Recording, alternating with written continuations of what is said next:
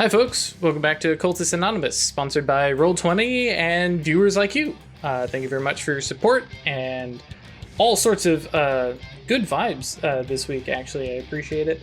Helped me with some anxiety about stuff, so I appreciate you. And oh my god, I'm logged out of Patreon, so please. RIP. Whoops.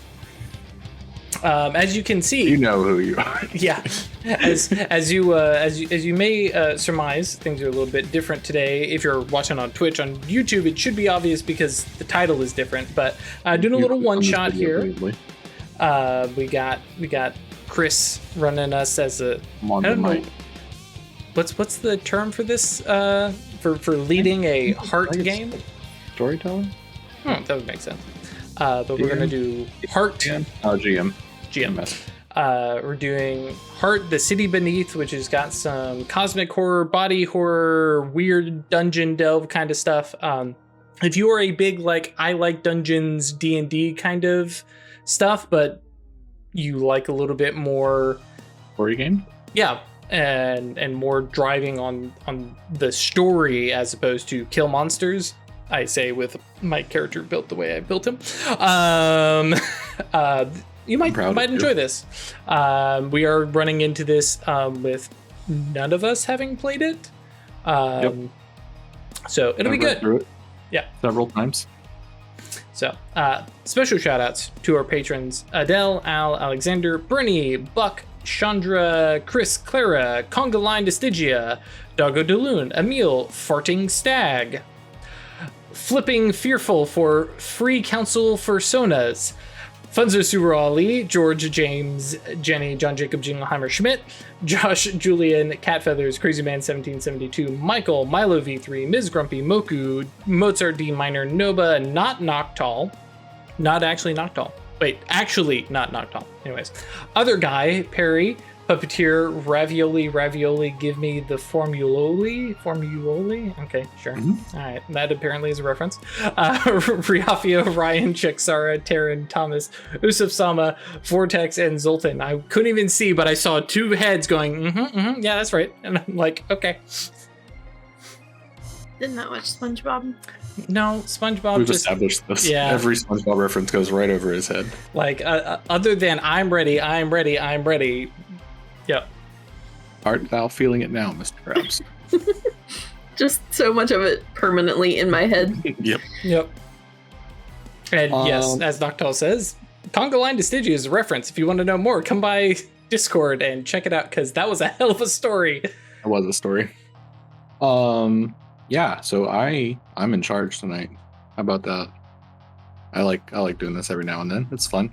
I'm gonna read the little intro paragraph thing kind of at the start of the book to describe the flavor of the game, and then we'll talk about characters. And I don't know that we'll go through a full lines and veils things, because we have done that several times, but more just a general warning both to ourselves and to chat that there's gonna be some creepy stuff. It's eldritch horror, it's body horror, it is without spoiling too much, one of our characters has a colony of insects as part of their character.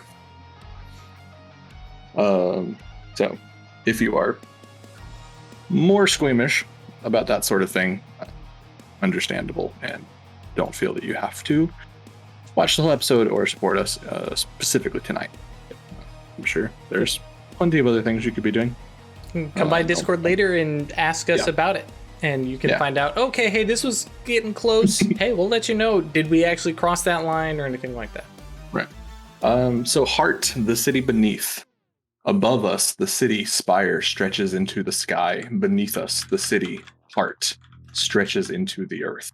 Down through dirt and rock and water, down into the depths of darkness, down into madness and sickness, down into something ancient and other. Folk go into that place looking for something, secrets of magic long lost or never discovered, spells that itch in your blood, unknowable creatures to hunt and harvest, somewhere to hide or start again, or forgiveness from a god that can't hear them beg for it. And now you, thinking you've got it all figured out, wonder what you're looking for. The heart can smell you. The heart knows you're coming. When you walk out of that door, when you climb down the chasm at the end of the road, when you crawl on your belly through the writhing press of rock, when you emerge beaten and bloody, it will have you. The heart knows what you want, and by the goddess, it'll give it to you or kill you trying. What a fucking intro. Yeah. So this is, we'll talk system real fast. This is a game set up in a similar way to Blades in the Dark. We'll be building a dice pool based on skills that the character have. They will pull essentially power from the environment of the heart with something called domains. Basically, you want to think about it as resonance.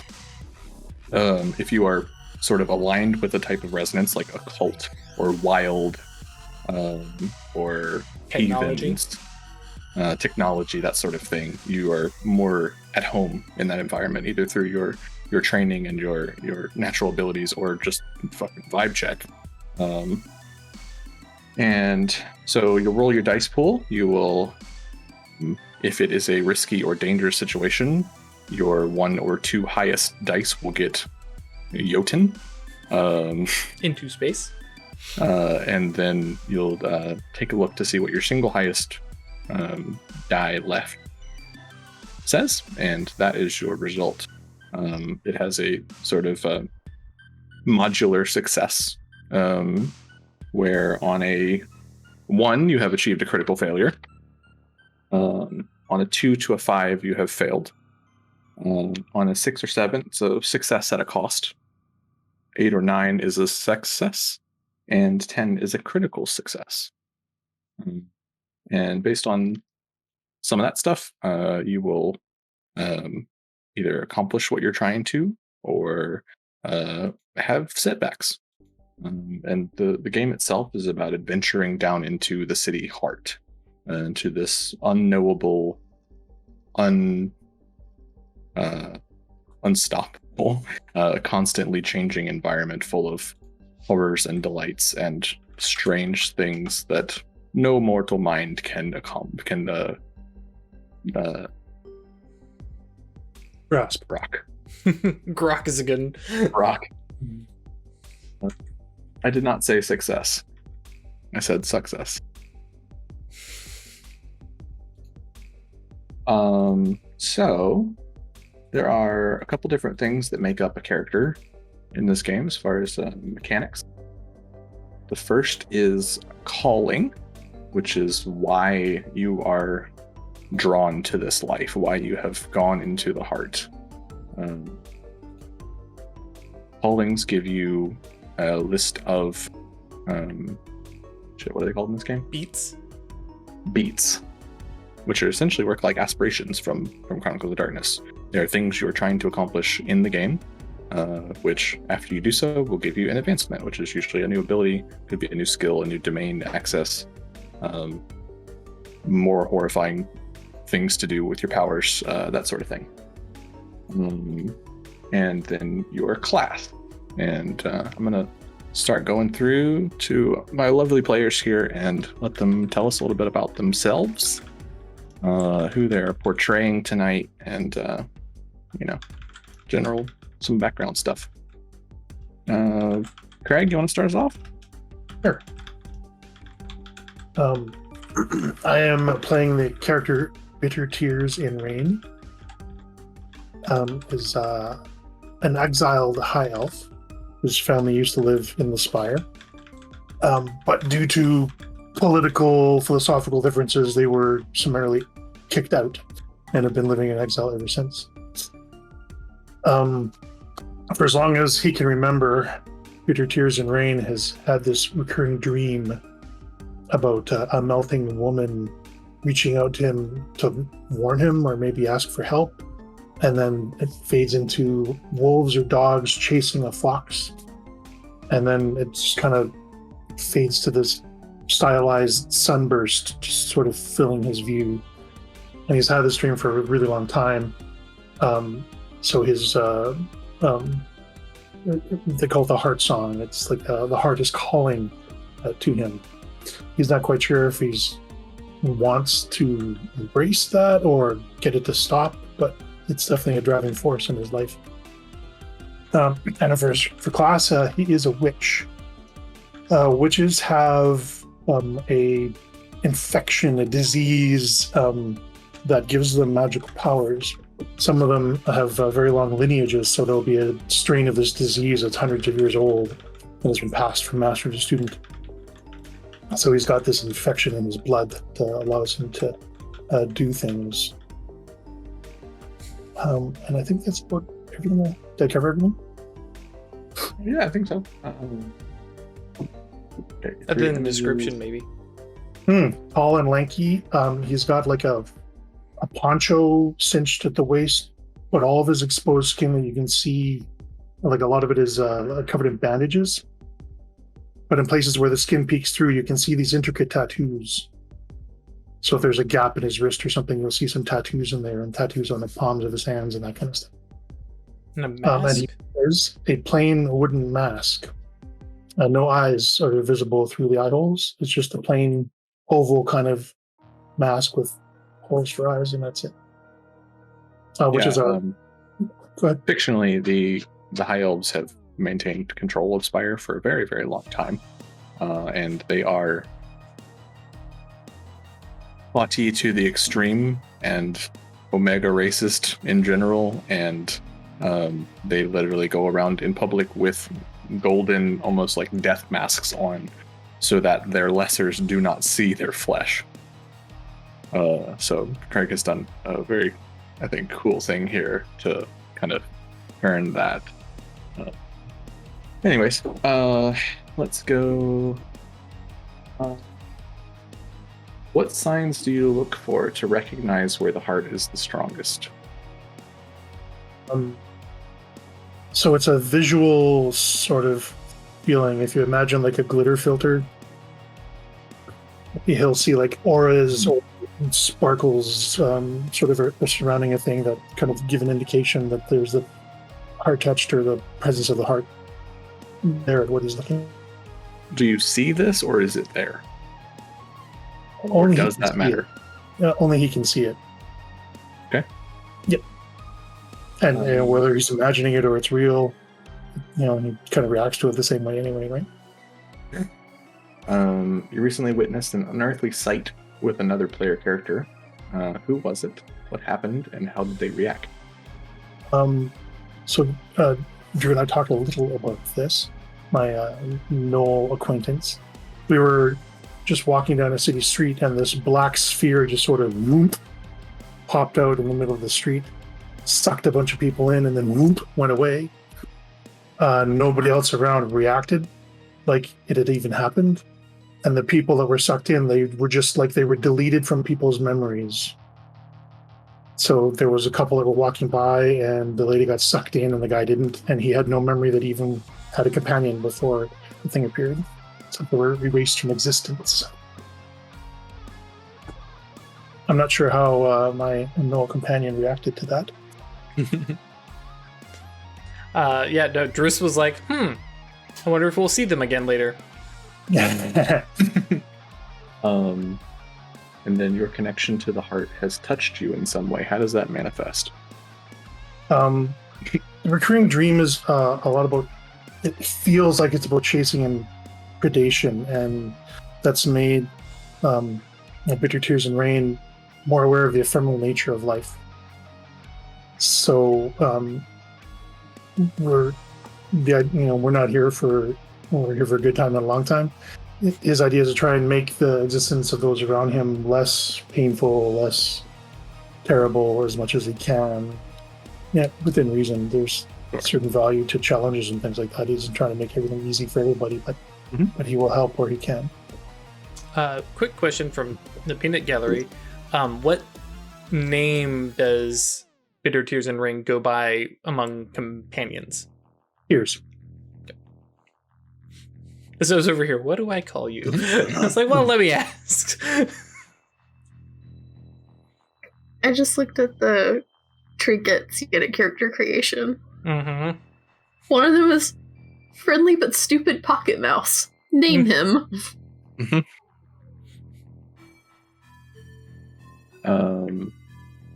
Drew, you want to tell us about Driss? Sure. Driss is a 7 foot, maybe 7.5 foot tall hyena man. He is a gnoll who are bestial savages, at least if you hear the elves tell it. Thank you very much. I'm actually quite good with a spanner, and I probably know more than you do. Come at me, bro. Oh, yes. In my giant suit of steampunk rail yard train components, big heavy plate armor that it doesn't whistle, but occasionally there are jets of steam or energy that come off as it, because it's powered armor. He does carry a big greatsword, which is a dual-sized greatsword, and then an extra side sword, and then also like sticking off in odd little antennas are a bunch of mage lights. So wherever he goes, I mean, he turns it off when he's, somewhere, but everywhere he goes, he's just got these spotlights that are just roaming. It's not enough to give full coverage everywhere all the time, which for some people who travel with him might be kind of disconcerting, because it means, oh yeah, there's a bunch of these spotlights going around. There's also a whole lot of shadows. But yes, he is a Vermicion knight, and he is from the Vermicion, it's a big train station. It's just nothing unusual about that place at all. Nothing bad's happened there. The background of the Vermicion is about 150 years ago. The elves in Spire tried to connect various parts of the heart and built a giant train system, but political infighting and lack of funding and various stuff like that led to it not being mostly functional. So their solution was to tap directly into the heart itself for the power, and essentially the entire train network fell into another dimension, and it pops out where and when it wants to, finding new stations or train lines, or even the trains themselves coming down a tunnel when you least expect it. Like alternate realities and alternate timelines. Mm-hmm. Yeah. But also things like carnivorous trains and... Oh, yeah. Yeah. Absolutely. Hence the greatsword. Yeah. So we have a train hunting paladin for all intents and purposes. Correct. If you've played Fallout and you're getting Brotherhood of Steel vibes, yes. It's intended. Let's see. And what was your calling? Oh, yeah, Enlightenment. Enlightenment. You're looking for answers. Do something impossible. Find answers. Yeah, the impossible thing I'm attempting to achieve in the city beneath. I'd like to know where my wife and kids have gone. Oh. You know how they disappeared? Yeah, they were similarly, part of the Vermicion, right? And there are all sorts of these pocket dimensions and alternate. And the guide who used to know how to get back there is gone, dead, dumb accident, and now I can't get back there. I got to figure out a way to get back there. Love that. Yeah. What's the first step on your journey? Find, I don't know the name of the specific landmark, but in his head there's this landmark. If I can find there, that's because that's the missing gap, right? And so if I can find there, then I'm sure I can find my family again. Choose another player character. They've been invaluable in your journey so far. What have you learned from them? Well, actually, I don't know Ash's character's name. Hang on, I gotta jump over there. Trigona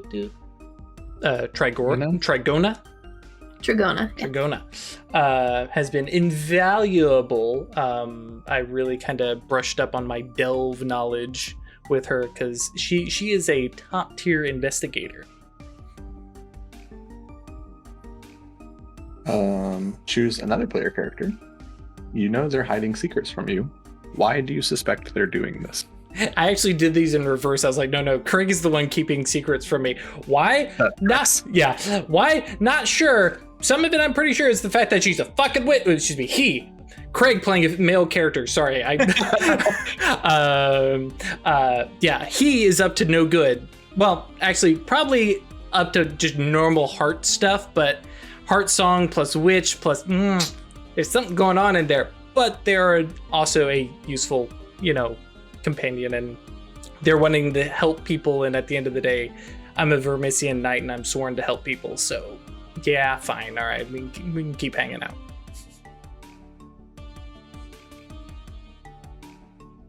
Oh, and actually, because Ash was talking about the stuff that you start with, I happen to have...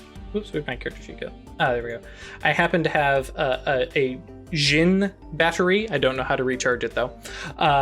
And I have a bunch of sticking out throughout all my gear, a bunch of little incense sticks that give off some, dirty blue smoke. Just kind of makes me feel like home. Crackling steampunk armor with need that train smoke around it. Yep. Exactly. Yep. Choo, motherfuckers. Ash, would you like to introduce us to Chrono? I am playing a deep apiarist. Y'all thought we were weird. They are people who seeking some sort of order in the chaos that is this whole everything. Kind of made a deal with a hive of sentient magic bees and invited them into their body. So they sort of meld. The bees live inside her and give her powers and abilities and new, much more orderly ways to see the world. Where are you going there, Craig? I just watched it slowly creep up. I'm like, is he doing this intentionally? Is he avoiding the bees? No. I had computer issues and I'm using a borrowed computer and hopefully that camera stays there. No problem. The aliens finally got Craig. So yeah, she is drow, which are they're drow. They're drow. They are the dark elves trampled on by the high elves. She and her folks were from the Undercity. I read this a while back, but they worship the moon goddess. A lot of the people in the city underneath don't ever go out. So the moon is theoretical, but they're gonna worship her because they believe she's out there. They're barred from ever going back to the surface. And so they will never see the moon again. So they have built religion about finding the moon below. Oh, right. That was it. They're trying to... So there is a sort of three-faceted moon goddess. And the drow have sort of 6 cardinal... not virtues, but values, qualities, one of which is grace, fury, that sort of thing. And there are supposedly temples to each of these values scattered around the heart. That pilgrimaging between them is a goal of a lot of drow adventurers. Yeah, and she basically...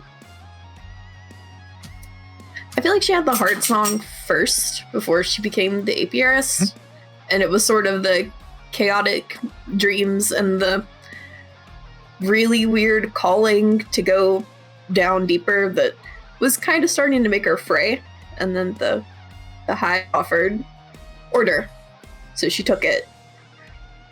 And so now she is sort of bringing order into the chaos. Love it. I love that I'm clearly the middle of the alignments here.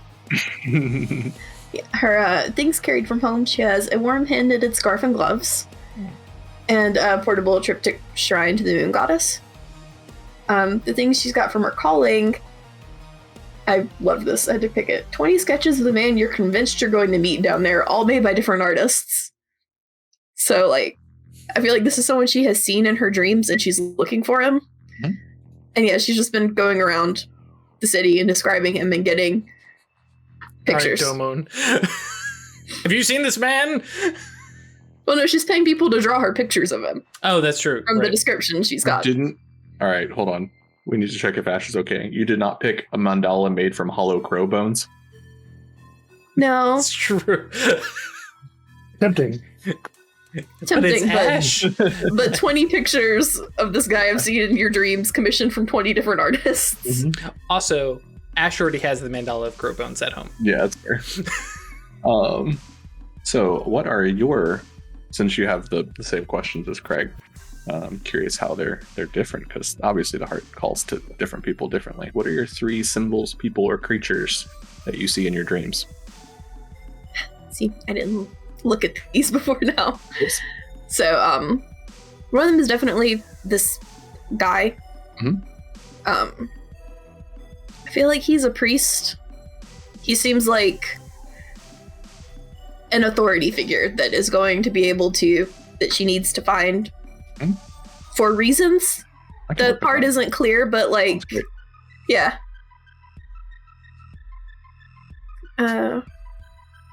Others.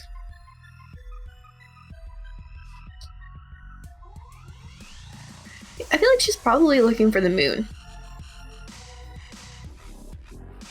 Like, that featuring prominently. And at this point, it's the hive. Like, that might not have been a thing she used to have, but it's definitely always there now.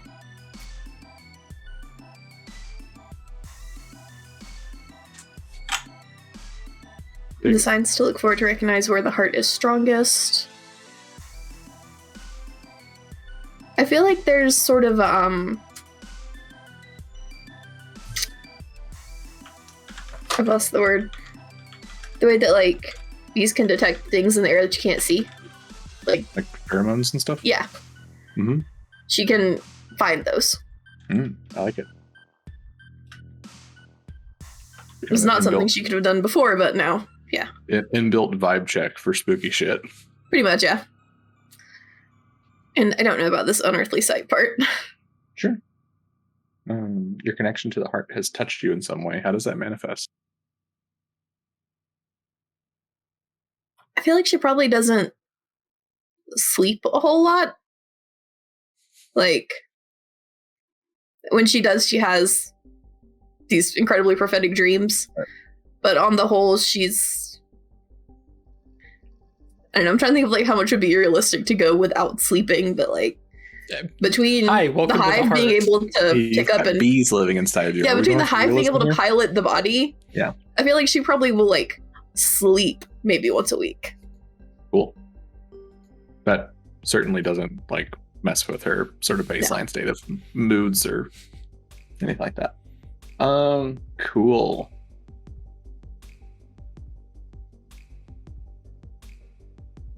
All right.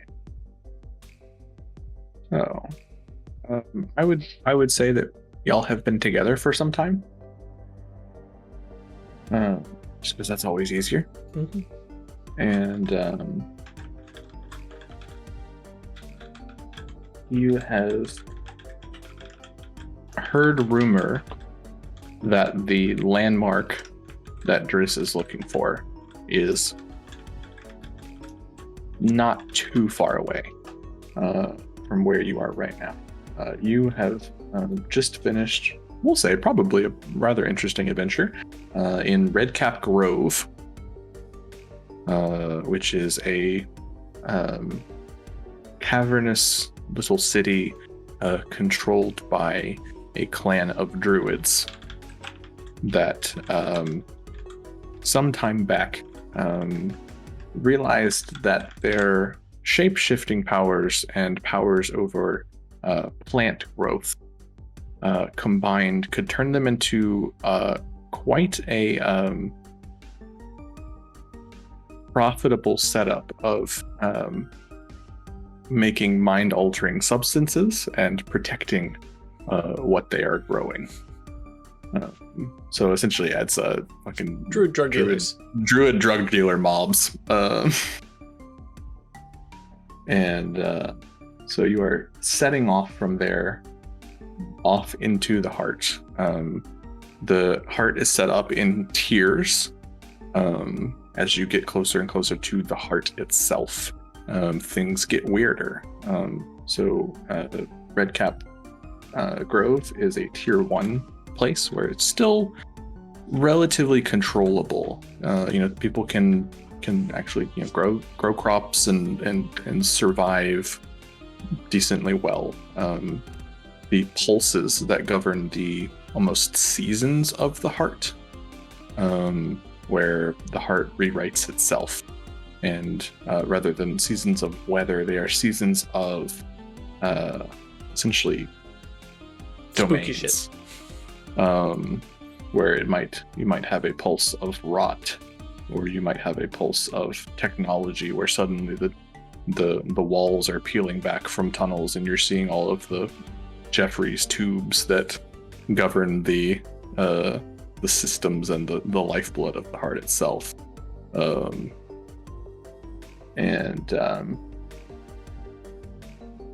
So you are about to set off into the wilds.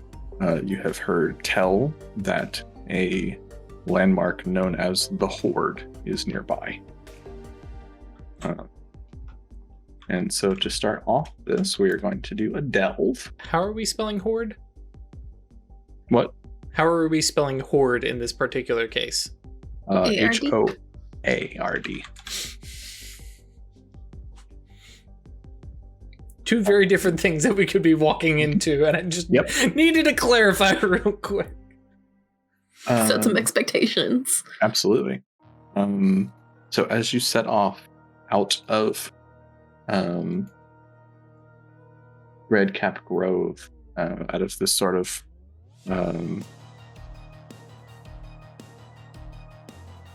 tight corridors of stone with bioluminescent bits of moss and glowing crystals poking out every now and then to provide you some light, because the heart is generous sometimes. That is lethally so. Mm-hmm.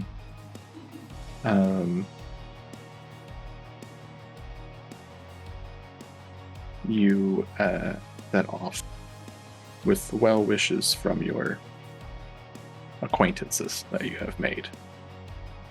And it is not long before the domain that you are in changes, gradually so. And as you come sort of out of these tight, twisted ups and downs and spirals of tunnels, never having many side paths to go off of.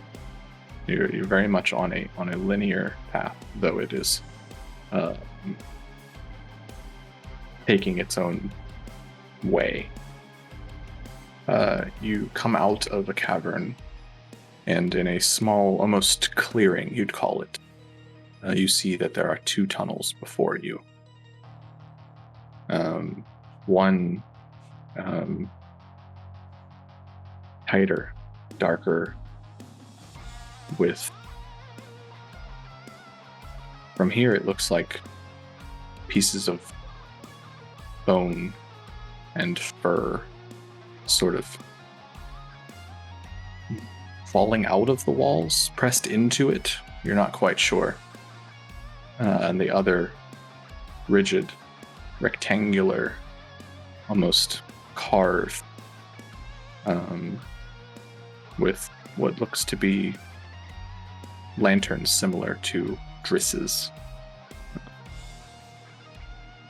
And in this clearing, there is a singular man in a deep burgundy robe and a tall fez atop his head, long gray beard, immaculately oiled and pampered. And he is sitting cross-legged on a blanket with wares spaced out ahead of him. He calls out to you. Greetings, travelers. Do you need supplies? Actually, What no, are you offering? Yes. Come closer. Come closer. These are wares to be inspected. You have to know the quality that you're about to get. Yeah. They're just going to start with a discern check. Sure. I imagine Driss is just like, can put the hands up to the sides, like, hang on. I got one job here. I can basically discern through my bees. Like, I can't control them, but I can sort of put my consciousness out into them. So I was going to sort of do that as I walk closer. There are teamwork roles in this game. Everyone contributing to the teamwork of one person adds a d10.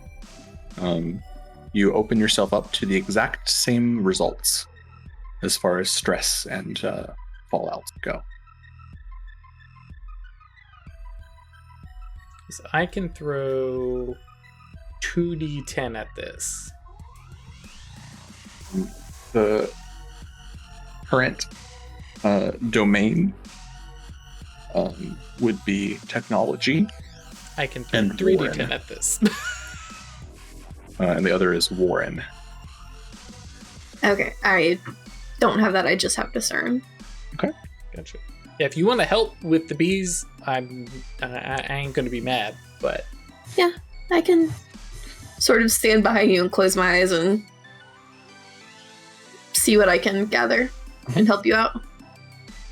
So describe how you're going about this. in Driss's case, it's definitely like, I don't know. Yeah, I imagine he has controls in his gloves for adjusting the mage light rig, and they just start like putting directions. And there's definitely a "where were you Tuesday night at 11 o'clock" kind of vibe that he has. Like, wait, hang on, and like, and there's the initial glance at the guy, and he's going to possibly, to his own detriment, kind of like, okay, it's a guy. I'm not gonna. Okay. Where's the trap? Yeah. Where's the thing? Where's the... Yeah, I dig that. And so with the character sheet, I'm discerning technology, and then I guess +1. Mm-hmm. And this is going to be a standard roll. Okay. In a risky situation currently. You get to And keep your whole dice pool. okay. So discerning tech +1 should be that. A 10. 2 10s, in fact. I think. No, it's a 10. You got a 4. It's just showing you the big number up top. 4, 2, 10 is your dice pool, and then the top is the result. But shouldn't that have been 4 dice? D10 base, plus discern skill, plus technology, plus help. Regardless, you got a 10. That's not Right. gonna No, be- I'm just making sure for... I'm not arguing about a critical success. I'm just making sure if we were to... It might not have the base included in there. Oh, okay. Interesting. Okay. I hadn't actually looked at the dice roller yet, so, but okay. Yeah, you have achieved a critical success. Woohoo. If this was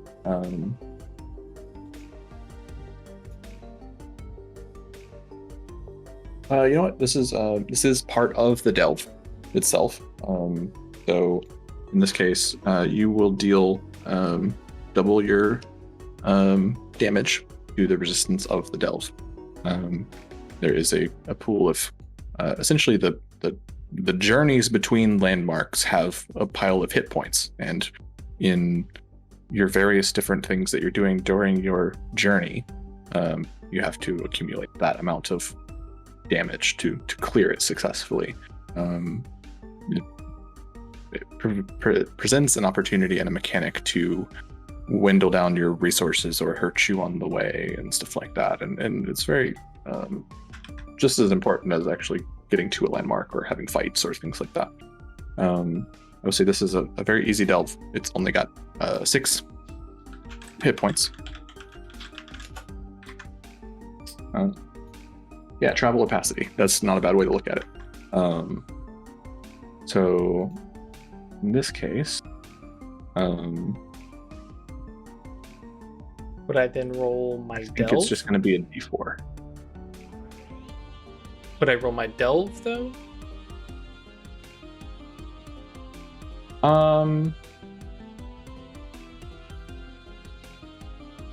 Like I do not. Yeah, care. I mean, specifically, you're using your Mage Light rig to. You're checking out not just him, but the surroundings itself. The start of this delve. I think that works. Okay. There. Okay, 5, and then you said doubled, or Yeah, critical success makes you deal double damage out. okay. So we'll go ahead and roll another D6. 7. So there you go. Okay. So this delve will be cleared in just a second.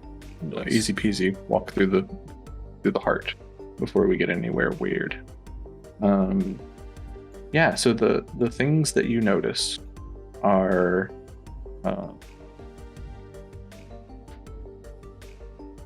He is, as he presents himself, a traveling merchant. You probably might have learned a little bit about his sect that you would recognize from his robes and his golden teeth. He is part of the Incarnadine, which are sort of traveling merchants dedicated to the god of luck. They are, I think, very neat. They're another class too. Yeah, they're one of the other classes. Sort of an infection. And he has a couple specific things laid out for you to look at. There is a sort of twisted and spiraled bit of petrified wood. You think it's wood? It's the heart. Who knows? It very well could be bone, though. And at the end of it is a sort of carved handle by which you might hold it. And then there is a small metallic orb with a singular button. And around the outside, sort of the hemisphere of it, is written the word Seraton.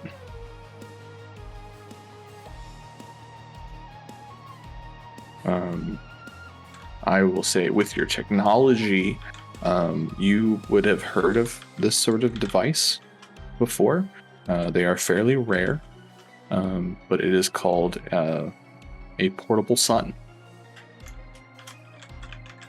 It is a device that can be used to light your way in a dramatic fashion. I was going to say. Flashbang. Well, more like it'll light up an entire delve for you, basically, or a gigantic cavern, more than any torch or lantern could ever hope to bear.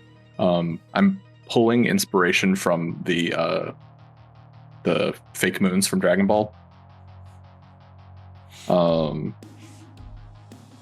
And it also you have heard that other folks have used these to sort of stave off especially the high elves will tend to stave off the effects of their of the heart of being underground and lost for months on end by giving them a little bit of that old vitamin D. So it can also be used as a mend tool. Portable sun, you're saying? Mm-hmm. What is the third? Interested in that. Those are the two laid out. Okay, there's only two. Mm-hmm. Curious about that stick. Ever feel like you got two toddlers on leashes? It's like, okay. Well, I mean, Are you satisfied that I present you no danger? I gotta think about my character. Because I went straight to Drifter. Straight to Snarky. Straight to Snarky. I was like, wait a second, hang on. Actually, yeah, for him, it's a nod and look, and then a very dismissive, like, no, I was hoping for something more interesting and novel. I've heard of all of this, and then like is switching into like bodyguard mode, which for his two party members probably recognize this is a big facade for Driss. Like for anybody who doesn't know him, he is the big scary gnoll with armor and a big old sword, and passing interest in technology. But as like he turns around, he kind of catches eyes with it's Tears, right? Yeah, and like gives him the get the sun. That looks cool. What? But yeah, and he switches into just like, okay, well, I'm going to turn my back to this guy. I don't care. And is watching the rest just because, you know, the heart is never what it seems.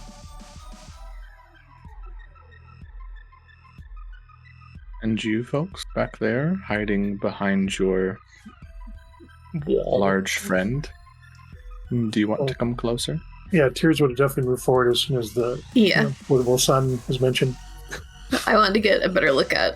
I think either of you would like this. He like delicately holds up, and as he grabs it, it cements the idea this is a wand of some sort.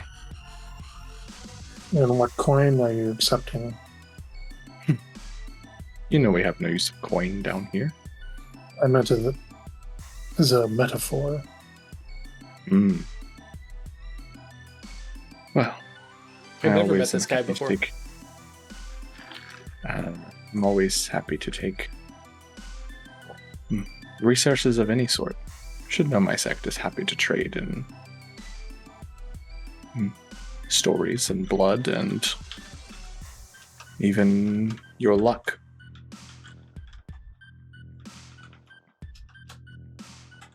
What is this? I'm pointing at the wand. This is... I can see it as a magical tool. What does it do? It hurts people, darling. I hurt people. What does it do? Driss scoffs.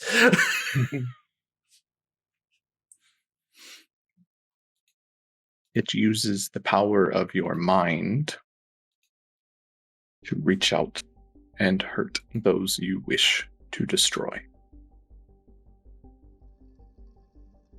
No need for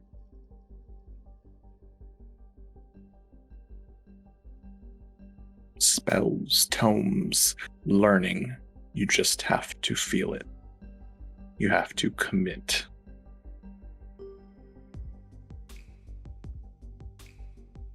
I'm just going to look over at Tears. Like, if you feel you need this. This thing has the stats of kill D8, ranged, and distressing. Which is if you roll max stress inflicted with it, you take stress to your mind as it feedbacks to you. Yeah, I don't think I need it. And it has the occult tag as well. Can I trade like a a ritual or a vial of spit. Try and do like a compel occult roll to Absolutely. convince him Yeah, to compel roll to trade for one of these things is absolutely sort of what I'm shooting for. I will tell you ahead of time.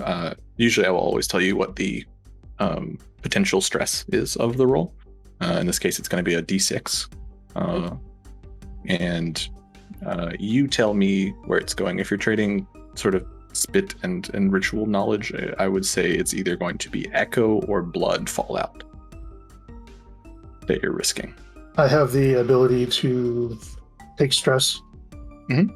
So anywhere other than echo, have it allocated to echo. So Yep. I'll allocate it to echo. Sounds good. For chat, you essentially, when you have partial success or worse, you accumulate stress. You have 5 different stress types.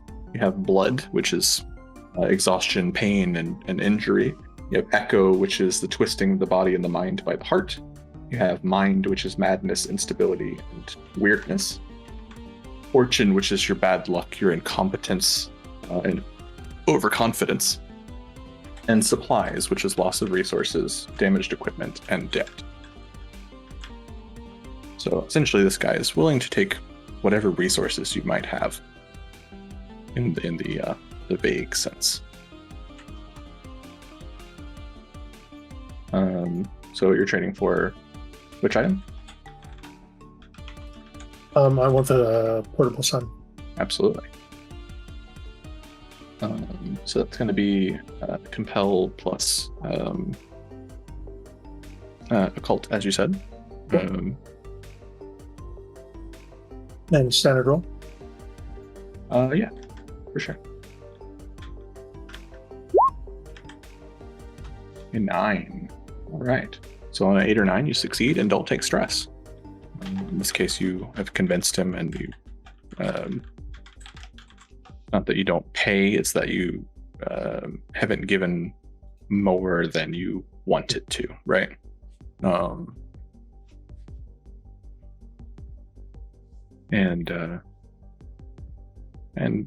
he thanks you for the trade and wraps it up in a little woven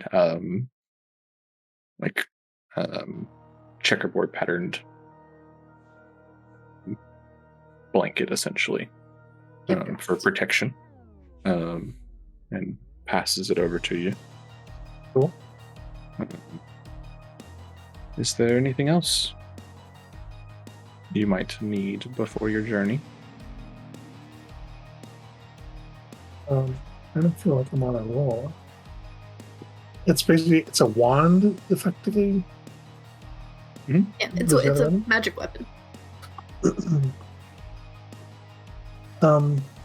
I'll give a try for that as well, I think. Absolutely. This one is going to be risky. It's a more valuable item, so it'll put you at a deficit. Plus, you've already sort of expended some of your resources. Did you want to flavor what you're trading with differently, or you still want to continue pushing your sort of occult knowledge? He's got a little, not little, but he's got a leather scroll.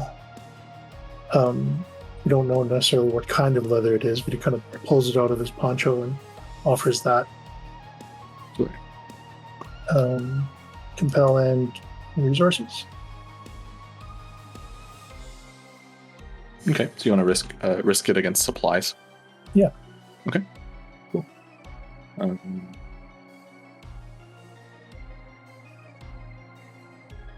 This one's not going to have the occult tag. Right. So it's going to be risky with just 2 dice, so you're going to only have 1 die there at the end of it.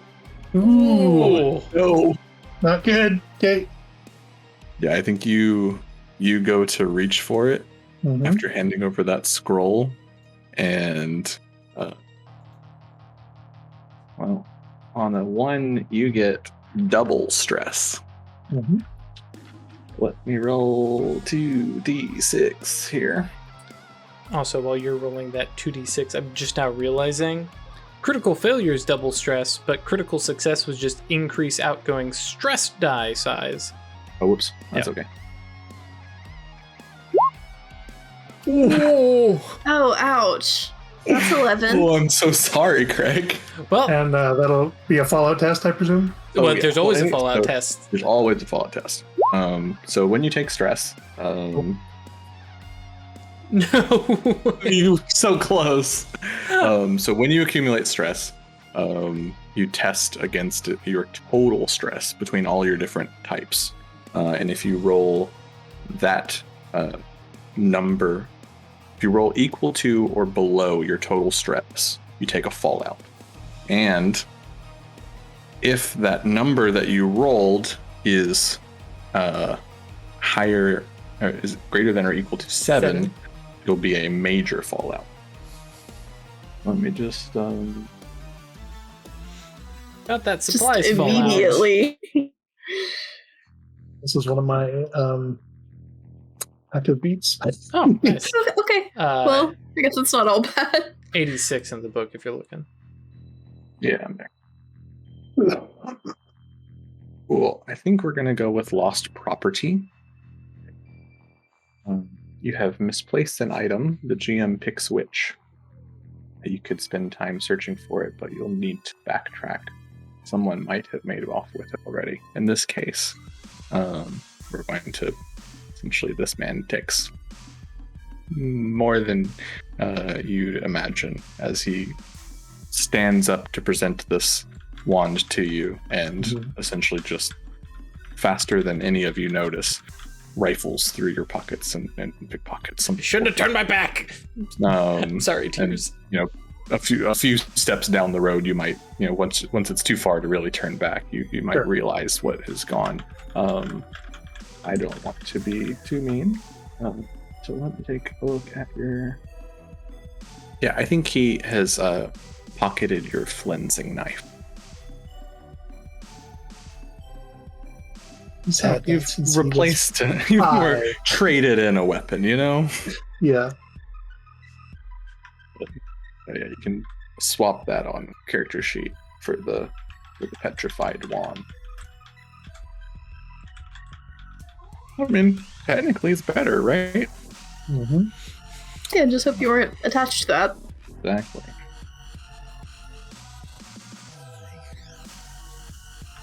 And as he's just gregarious and everything, thanking you for your trade, it's so good. Been sitting here for days waiting for, well, you.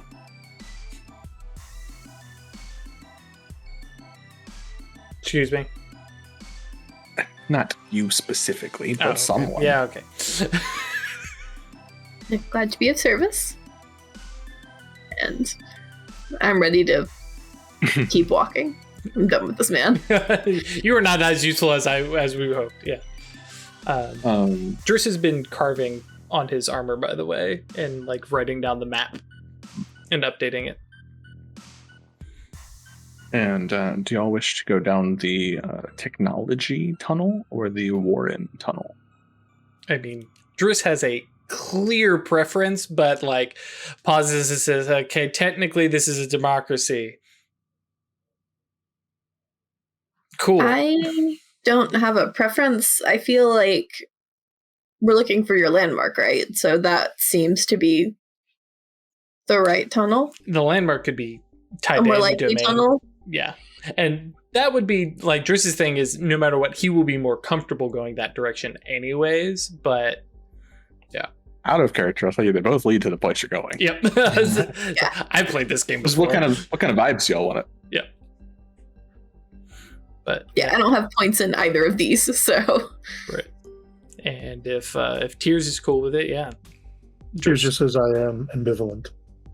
Driss is like fabulous and makes like a freight train down the technology. Yep. well lit tunnel it is. Mm-hmm.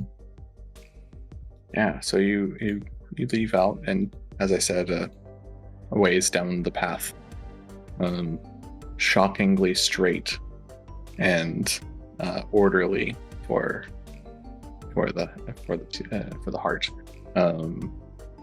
It is a while before Tears realizes that his knife has gone missing, and it is then a while yet, days, down a straight tunnel with nothing else there. Is it days? Days. Unchanging tunnel to the point that you start to wonder if you are moving even. Because if you stop to camp and look back, you're pretty sure you still see that cavern behind you, at least the opening to the light behind you, even though, as I said, it's been days of walking. And just as you are about to lose hope that you have, like so many before you, wandered into a trap of the heart, you feel this sudden shift, right? This lurch, as if you're stepping off of a moving sidewalk. And all three of you sit there and try not to stumble as you step forward and out of this tunnel. And it opens out into a large cavern, stretching off into the darkness, both above and below. And in gleaming obsidian, carved and floating on a singular bridge about the width of a cart, is what looks to be some sort of temple, palace. You're not sure. But all of the sharp, almost watery waved edges of the temple stretch off into the dark. And there is currently, from this vantage point, it is a large bridge off across this chasm, but you see people unloading crates off of a cart to be taken inside of this building. And so they're on, like, basically our side of the bridge, or after we They are cross on the other side of the bridge. Okay. At the front door of this thing, if you will. You said it's like a palace of obsidian? Yeah, a palace or some sort of grand structure. Grand structure, yeah. Yeah, Driss is definitely, like, puts on the paladin face, calls out at a distance, "Hey, to not spook people." Like, his mage lights are just kind of flicking around, because you said there's no up or no end to up or down. Far enough that they do not find purchase. Right, and so he has the full-on, like, Bob's, car dealership, right. Lights just flying through the air, just like, is there anything? No? Okay. But yeah, doesn't want to spook anybody, and, very, like, paladin-esque. It's okay, I'm here to help. Where is this place? Or, not where, what is this place?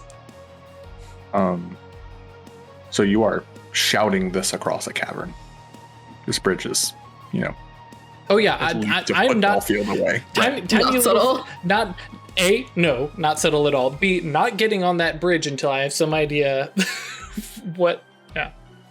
In answer, you hear almost whispered, "We would advise you not to shout. Those above and below should not be disturbed." Just does the whole like lean over and looking down. Is there any... Go ahead. As I say, he's a big old gnoll who is able to whisper across such distances. And he go, oh, okay, well, is it safe to cross then? Certainly. Okay. And yeah, he's gonna just slowly, make his way up because he is about the width of the bridge. Yeah, there's no railings. It's just gleaming black, slick obsidian, with stretching out across this seemingly infinite void. I will. Is there any symbolism or iconography visible in the tower? Decorations, banners? Not so much decorations or banners. As you get about halfway across the bridge, you see that there are carvings all throughout, covering the surfaces of this gigantic structure. And it takes you some more walking across till you can to make out what these are, but they are in various flowing handwriting styles and obviously the signatures of various people, not all one hand, one carving style, and in any number of languages. You just see words. Like gibberish? There are phrases, there are entire sentences even, but no one story, so to speak. And as you get close, a drow woman in almost what we would recognize as modern clothes. Well, maybe not modern, but something out of maybe the 50s or 60s. A pantsuit or something like that. Starts walking out. And on her face are a pair of tortoiseshell glasses, the chain hanging down to keep them around her neck, and her hair up in a tight bun. Welcome. Thank you. Where exactly? You have journeyed here without knowing where here is. That is inadvisable in the heart. We fell into something of a snare and ended up here. I see. Welcome to the Horde.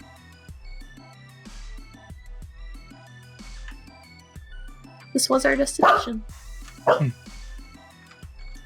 Then you did know. But maybe you didn't know what we were, merely where you were headed. Is often the case. Precisely. The stories are lost in translation.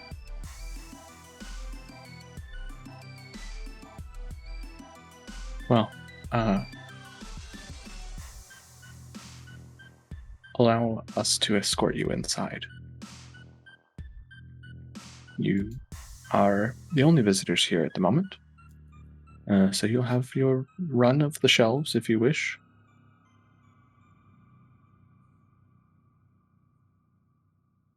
I see you are still not sure where you are.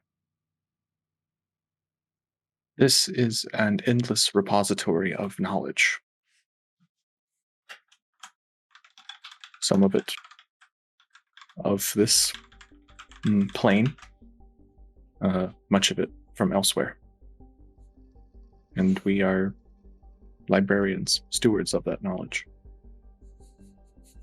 So, if there is something you are looking to discover, perhaps we may be of help.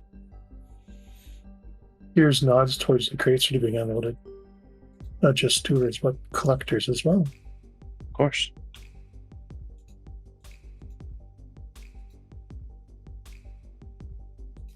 What Have do you you brought require any- in return?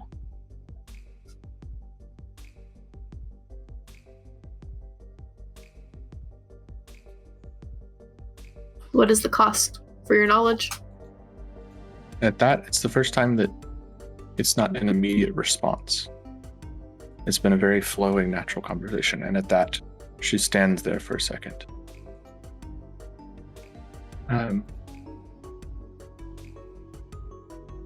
There is no membership fee or anything like that. You are welcome, if you wish, to impart upon us any knowledge you wish, but it is not.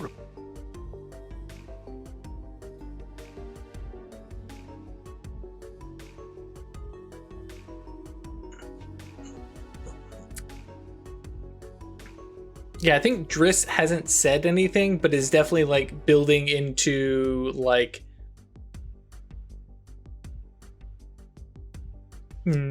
raw, unbridled nerd energy, and he wants to get inside this place.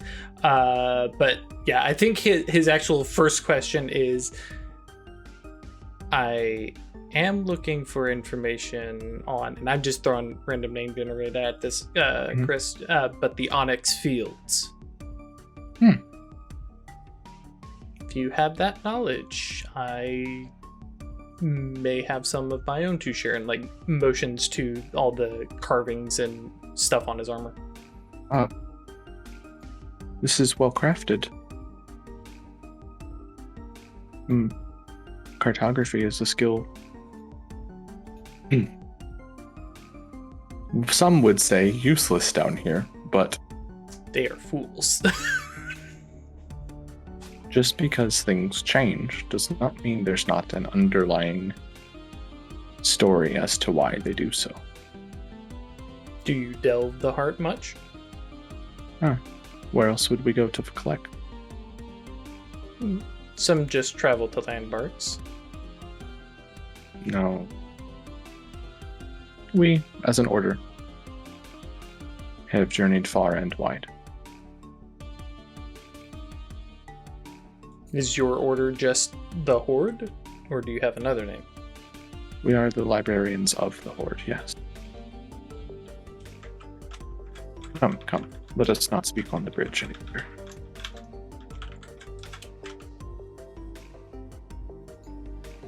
But yeah, Brings you past a crew of likewise all seemingly drow folks working to unload.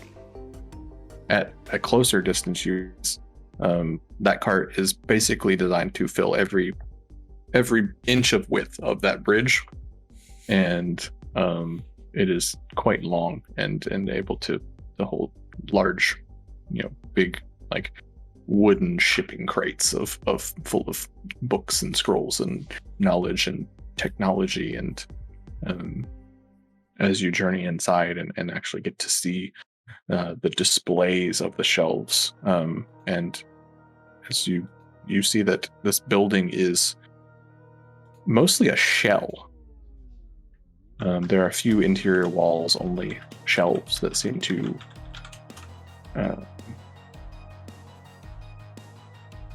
out of the corner of your eye move and shift and to rotate in the space.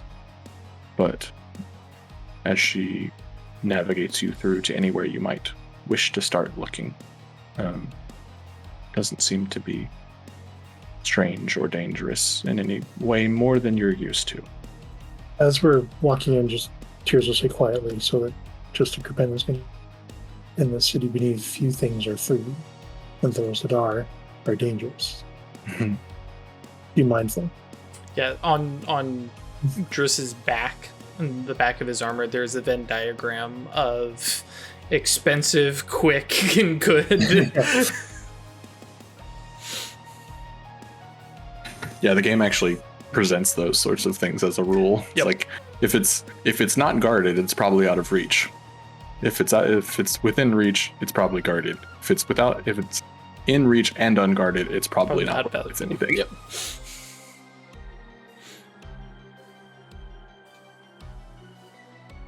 I just realized Craig asked me a question a second ago. There you go. And yeah, you step into a glorious carved obsidian library. There are ladders and stairwells and everything in a... So often you see this spiral pattern of the heart that people are either inspired by it or things Naturally fall into naturally that shape. develop in that shape. Not quite Junji Ito, but yeah, very, very similar sort of vibe. And she pushes you or gestures towards a shelf of known landmarks, and it stretches 30, 40 feet deep into the darkness. The Omen Fields, you said? Sure, that's way cooler than the Onyx Fields. Yes, the Onyx Omen Fields. Fields. Omen No, Fields. the Yeah, Omen the Fields. Omen Fields. That's great. We do things alphabetically here, so you will need to start in the middle somewhere. All right. I'm looking back at the other two and going, "Are you coming with me?" Or okay, like before he just like saunters off by himself. Yeah, no, Tears just nod once. Yeah, I'll come with you while you look for your information. But I am going to turn to the first, like, person who works here Mhm. and pull out one of the pictures I have. Have you seen this man? Yeah, basically. Like, do you have any information on this person? Your guide here is still with you, and then another person that you have talked to, and they both pause. Driss pauses. And then at the same time, "Oh, are you interested in our biography section?" Yes, if it contains one of this person.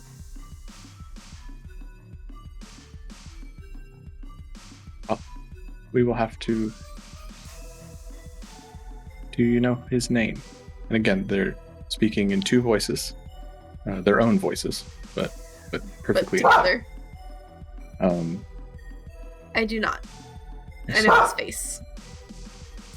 that should prove an entertaining challenge. If you'd like to come with us, we can show you down to the biography department. And again, that's all in unison. Come on, creepy twin speaks like a one classic out of 10 trope, in the yeah. heart. Yeah, it's more of a do we want to split up or go to these things one at a time. Also, this dog has not shut up this entire time. Oh, Can I Layla. get a discern roll? When they pause before speaking, what happens to the other workers? Like, does everybody freeze? That sounds like a good discern roll before we go on a break real fast. Sure.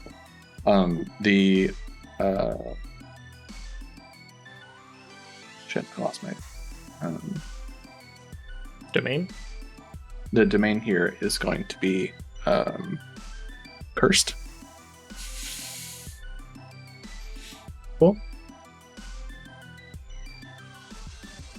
So I picked discern and cursed from the drop-downs standard. Well, you don't have cursed, but yes. Yeah. And this is a standard roll. Okay. Hey, 6. You, Tears, notice that all of the employees pause in synchronicity. As if they all stop in thought. Super creepy. What's up? Super creepy. I love it. Mhm. Yeah, they're all just like mid action of unloading, and they just pause for a solid it's longer than is comfortable, right? It's not just a pause to think of a word or something like that. It's Right, so imagine it's a full body 5 to 10 freeze, seconds. Right, exactly. not just a let me think about that. It's just no pause, buffering. You asked a question we were there's- prepared for. We need to load. And There's some I think stress for this is going to be a D4 of echo. I got Oh, Echo's fine. 3 echo. I will take 2 because I have protection 1 on Echo. Absolutely. Cool. Oh, when you take Fallout, you clear off the thing that you tested against. So Oh, okay. I think with Because otherwise you- major, it's all. yeah, with major Fallout, it's everything. With minor Fallout, it's Just that one. just the one. There you go. So nothing happens here. He just a little bit spooked out, as you noticed. And we are going to take a little break. Let Ash should hopefully quiet down the doggo. Yeah. I don't have much hope for them. And There are neighbor let's dogs see. that are losing their mind also, so. Oh, poor- Oh no, poor we've started everyone. a howl. Poor everyone involved. Twitch guys, we will be right back. YouTube, presuming that we remember to export this, you won't even notice what I just said. And we'll be right back, Cal. Back we go. And yes, Tears has just noticed that when this pause in conversation happens, that everyone freezes and seems to be operating on the same. They're all sharing the same brain cell. Yeah. I mean, I was going to say operating on the same process in terms of like computing.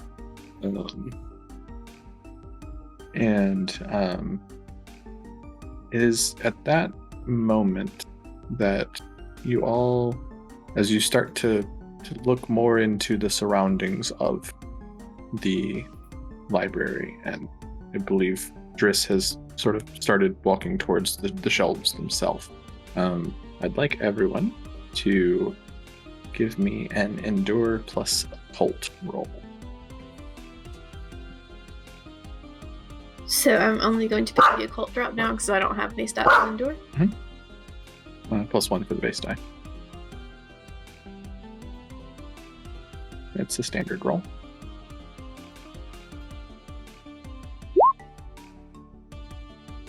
Oof.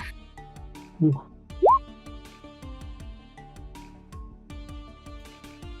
Why did I have 3? Maybe I'm not understanding how the dice works, but Yeah, I don't know. I don't think I should have done a +1 maybe?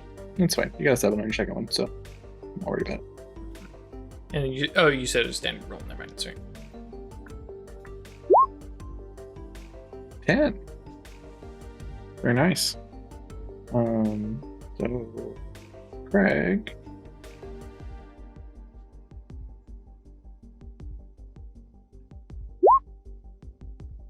For stress to mind. This is the same situation.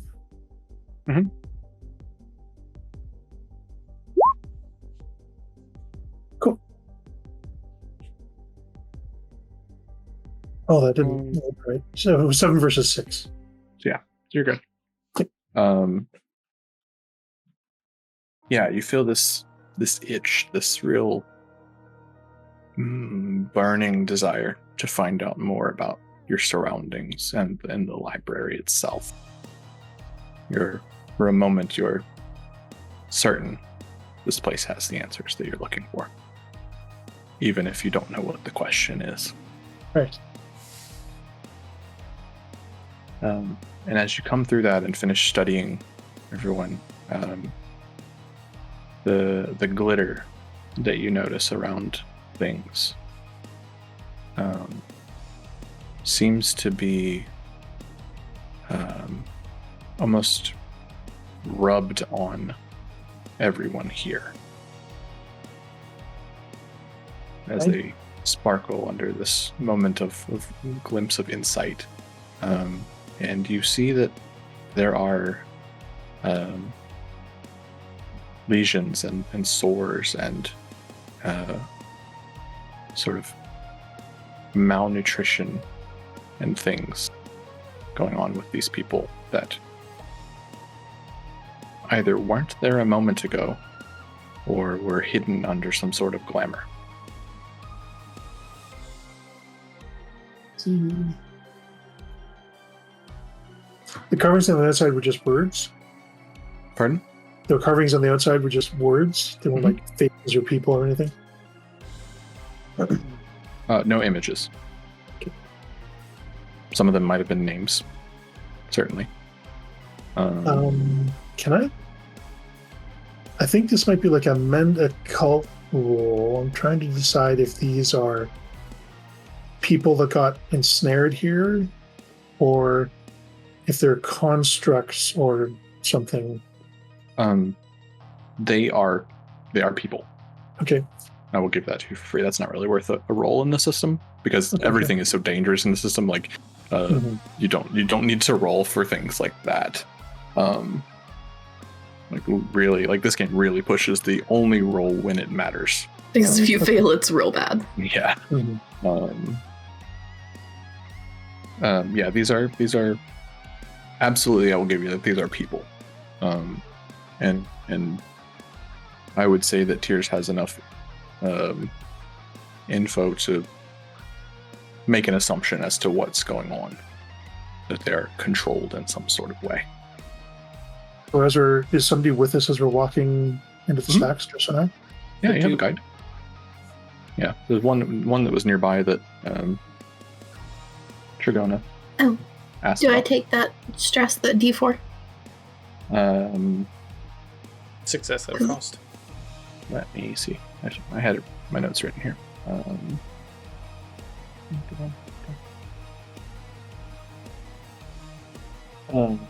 Only take 2.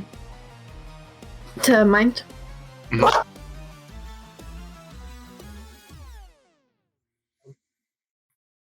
So then, yeah, you would have a Sort of place a hand on Driss's meaty bicep to hold him up just for a moment.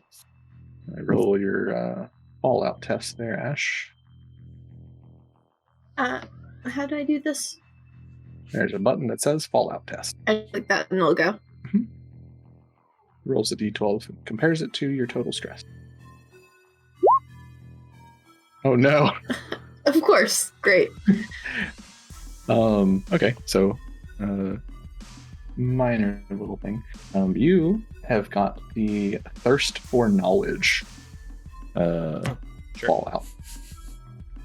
You are convinced that the secrets you need are in this legendary library, and I think even the bees are convinced, like, no, the story of this man is here. I just really want to look through these books forever. When you find it, you will search the shelves for the answers to all your questions. Yep. And there's no mechanical stuff for that. For a lot of the minor stuff, it's just lean into it as hard as you want, right? It is sticking around a little bit. Yeah, so again, she says, oh, you wish to come down to the biography department. I would say it is our pride and joy.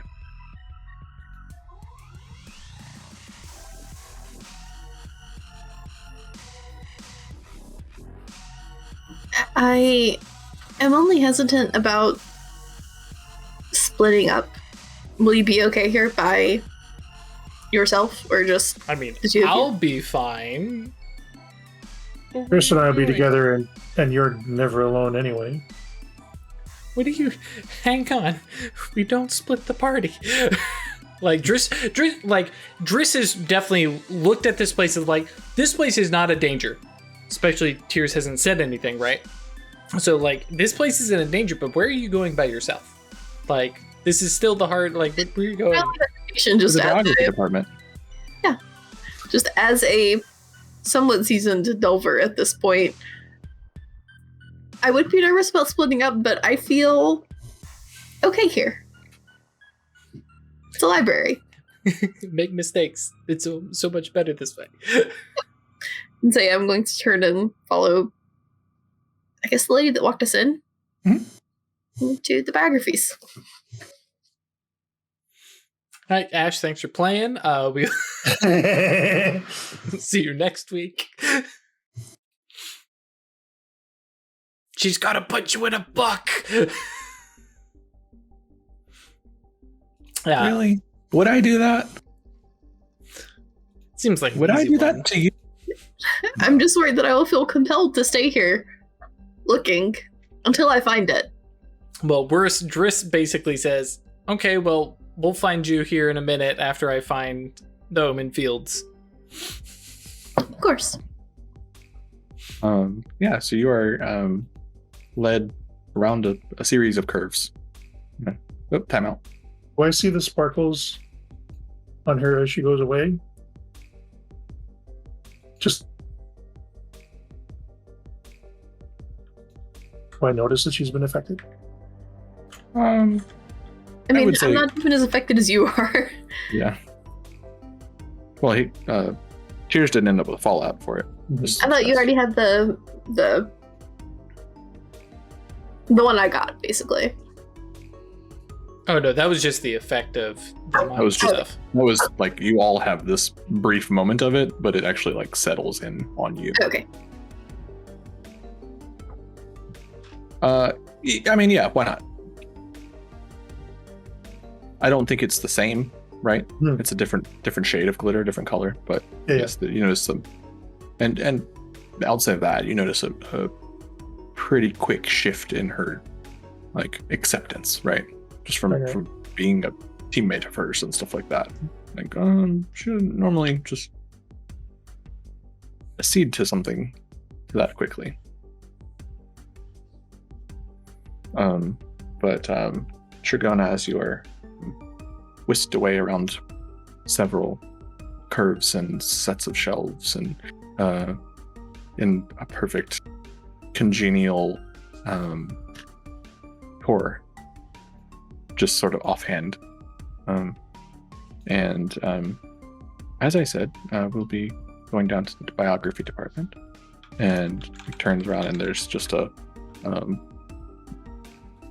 opening in the side of the wall you've been walking besides, and leads to a contained spiral staircase, again all of obsidian, with words and phrases and sentences of various languages carved on every single square inch of this place. Our patron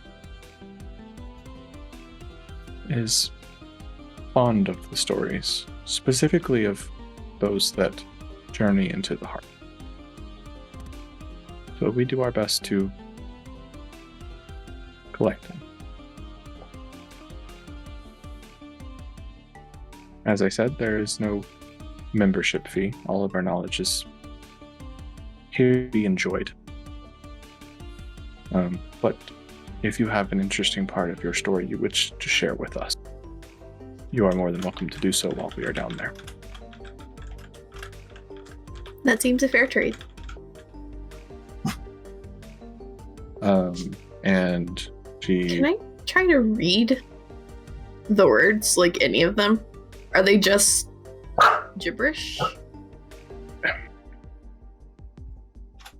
There's no like actual gibberish, but it's in thousands of different hands of handwriting, just various different bits of what appear to be stories, right? Occasionally you'll like pick out a sentence. You'll pick out a whole the quick brown fox.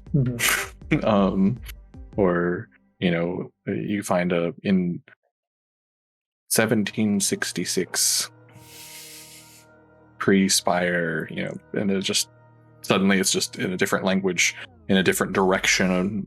So it is gibberish in that there is no single story being told. Okay. But each fragment is whole. Okay, going to go down the staircase. Yeah, and it's a long staircase. And there's other entrances, various floors, and she's here we have history department and stuff like this. And at the bottom of the stair, open out into quite a different room. And there are, instead of shelves, there are great tables, plinths almost, of obsidian. And upon them are jewels and pearls and trinkets of every various valuable material you could imagine. And she motions you over, picks up one. And as you look closer, each is covered in minuscule, and I think your bees have to help you see this, right? Minuscule handwriting, telling someone's story of their adventures and life in the heart. Just imagine a little itty bitty bee with little bitty bee glasses. Tiny bee reading glasses reading it for me. Can I try to see, like, if this thing is... Because I'm worried that they're, like, holding souls or something, like, in a valuable thing that belonged to a person. I want to see, like, is it just a thing with writing on it, or is there more to this? Absolutely. That sounds like discern plus cursed. Okay.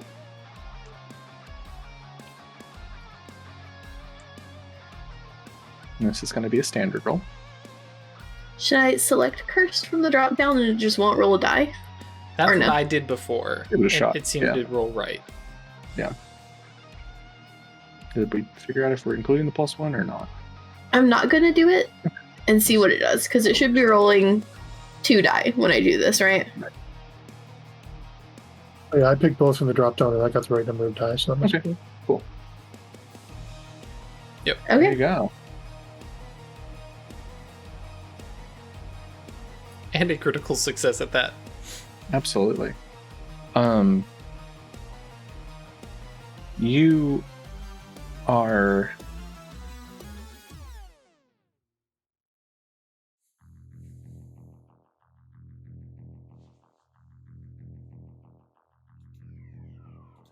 how do you go about trying to feel this out? I would say just vibe checking with the bees and stuff like that, pretty much. Yeah, before I touch it, Mhm. because I'm worried about that, just kind of like hand out over it and around and feeling it. A few singular bees crawl out of your palm and start flying around and Mhm. checking for nectar. You are very confident that each of these objects is possessed of pure truth of someone's experience. And for a moment, you do feel that, like, bit of horror of something being trapped here. But you realize that that is cross-contamination from the person standing beside you. All of the trinkets here are freely given or written or collected out in the world. They are actually, as you had guessed, a minor bit of soul, but not stolen and not kept prisoner. People giving part of themselves to become the knowledge. Mhm. I get that. But yeah, so she's trapped. Yep. I suspect asking her about that won't help, because they seem to be mind-linked somehow. I'm curious if I can, like... That said, you are very desiring of answers in this place. Mhm. And also, I am myself part of a hive mind. Mm-hmm. So I'm curious if I can use that to my advantage to try to get a better sense of this one.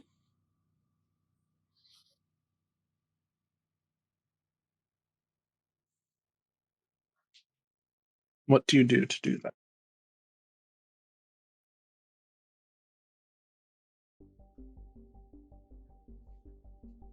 Like, mechanically, I'm not sure how.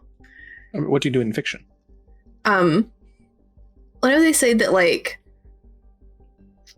the hive literally changes the way you see things. Mm-hmm. You have different perspectives on things. I just kind of want to study her. Mm-hmm. And through like casual conversation about asking information about the things here, see if I can find any leads, any cracks. Absolutely. And I think with the critical success from your previous role, like, I don't think this is another individual role. I think this is part of that development, right? And yeah, so you feel out and you sort of subtly turn the conversation to her. And there is the slightest change in those like pheromones or in the sort of perception of the bees when they say our patron.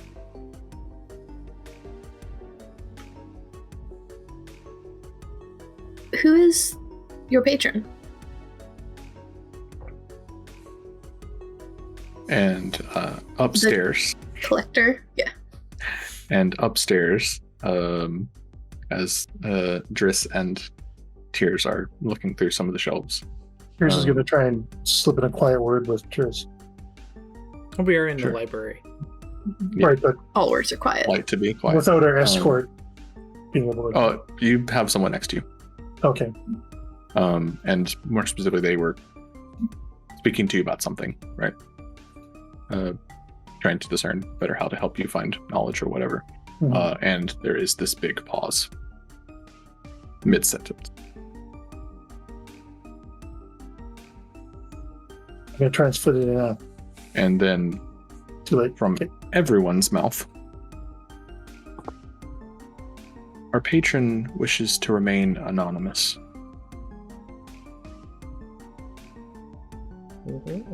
Sure. Yeah. We didn't ask about your patron. And it pauses again. Our patron will remain anonymous. Okay. Sure. All right, buddy. It's the arm. Oh, no. Driss 100% knows.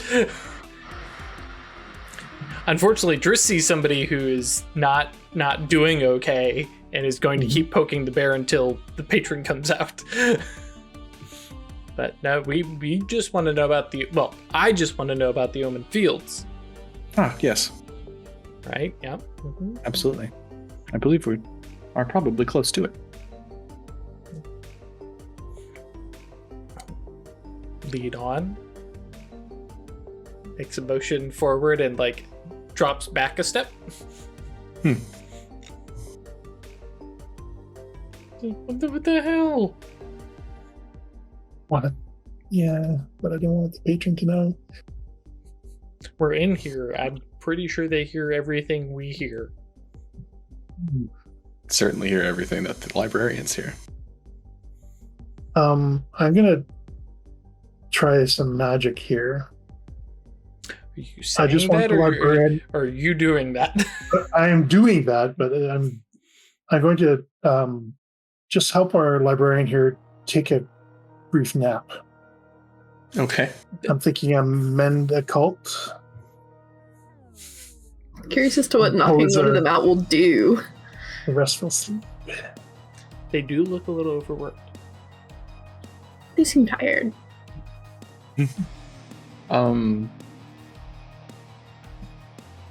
Or a compel occult. Mend is fine. It is sort of offensive healing. I'm okay with that. Okay.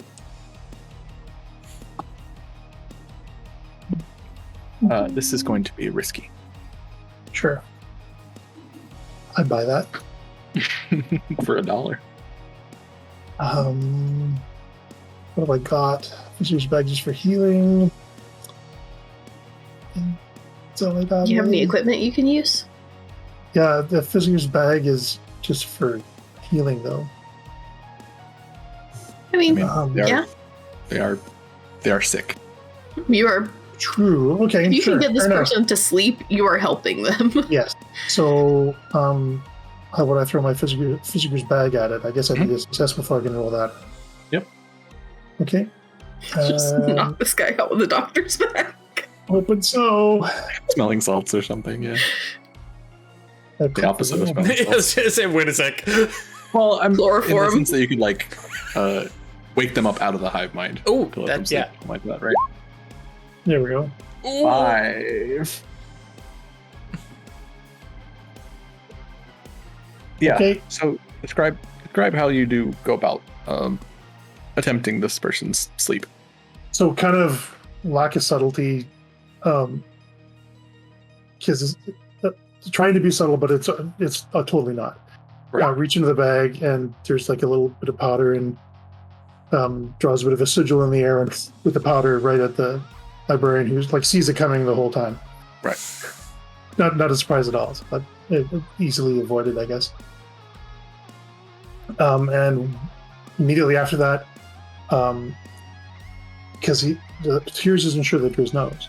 They're all thralls. They're not even eating.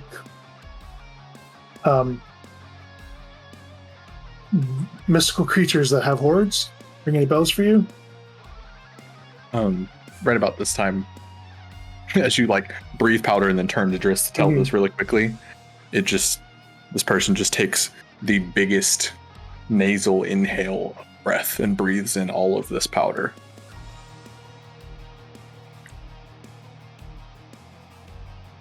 Right back at you.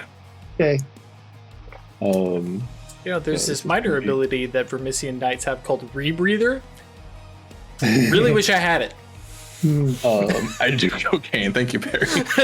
It's going to be a d6 of blood. Stress. Same situation, right? Ow. 5. How's your overall stress doing right now, Craig? Probably not great. This makes me 11. You know what? How about you just stay at 6? You can What? just do that. Yeah, once per session. But yeah. Okay. Or, you got? excuse me, Yeah, once I per think- situation. Knight Protector. Hi. Gain the kill skill. Also, once per situation, when an ally in arm's reach, which we have confirmed, yes, we definitely are, takes blood stress, I mark the same blood stress instead. So I don't get to apply protection or anything So you like just- that. You jump ahead. Yeah, and just I see breathe it in coming and back and I take a go, full to the excuse me. Notably, you can heal blood, right? Yes, I can heal blood. Yep. This my job. Cool. So take 5 blood stress. I have done Unless so. you have any protections or anything. I do not, sadly. Okay. And then we'll do a fallout test. All right. 8 versus 5. You are A-okay. How did I roll a 2? It's impressive. It's a good job.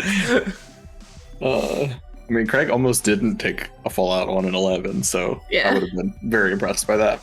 That's a very Craig roll, though. Yeah, it is.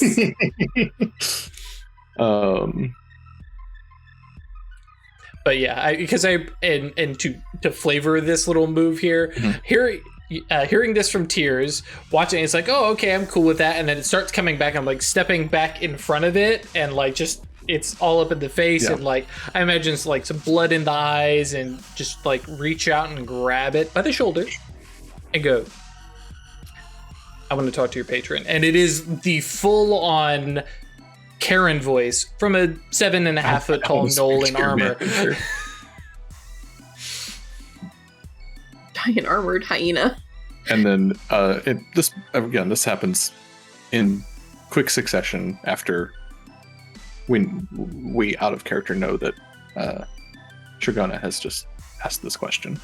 And Trigona, you have, so it has said, our patron wishes to remain anonymous. And then about 10 seconds later, after it doesn't say anything, after they don't say anything, it like, the eyes snap a little wider.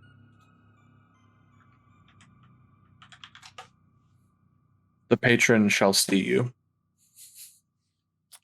Yep. Lead the way. I hope you have your story straight. May I rejoin my companions first? They will rejoin you here. Here. Okay. Chris, I'm curious if I can throw in here real quick. Driss have a chance to grab the Omen Fields book? Yeah, sure. Because it's like, at this point, nah, the exchange, the deal, nah, this is all some bullshit. This is mine now. Yoink. Yep.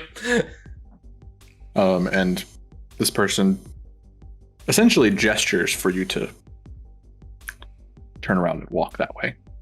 And at the end of the row of stacks, there's more librarians.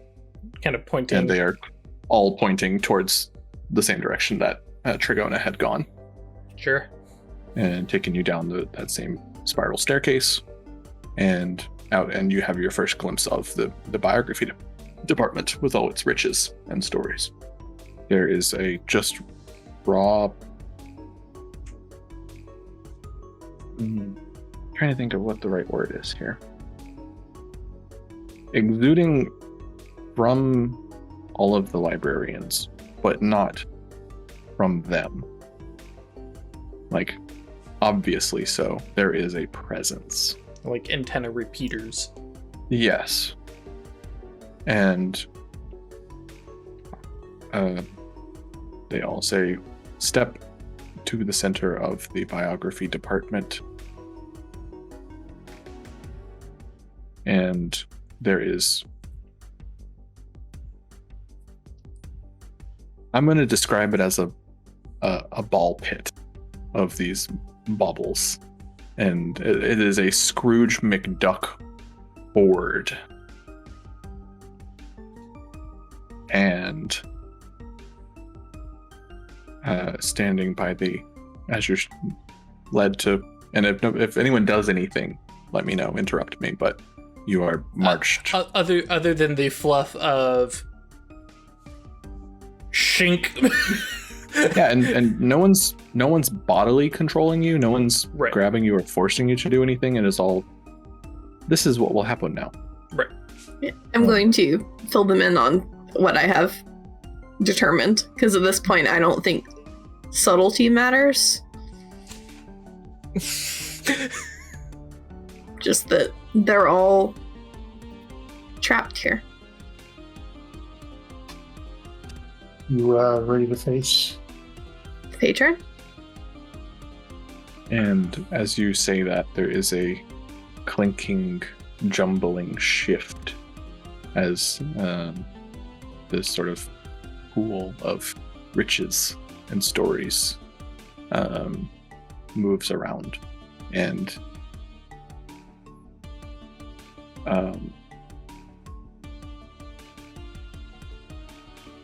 not so much rising out of, but just wriggling until it's on top of, like digging, like something digging itself out of sand.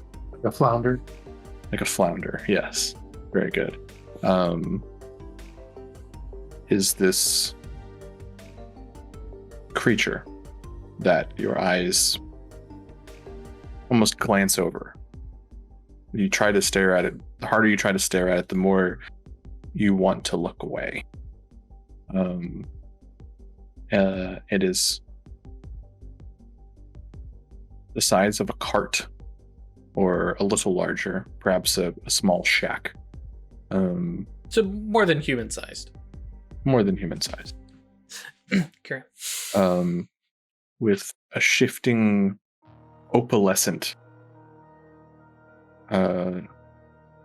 sort of Like oil slick. scales, like oil slick. Yeah, very much that, because it is the same color as the obsidian, but with color in it. Like when you stare into a pitch black room or cave, and your eyes are almost making up things for you to see because they refuse to accept that nothing is seen. And it ripples out, and there is at one end of it a set of eyes, beady and dark but differentiated, right? And as you look closer, all of the shifting colors, it takes a second, but it clicks that they are the same shifting, multi-directional, multilingual sets of bits of stories, of knowledge.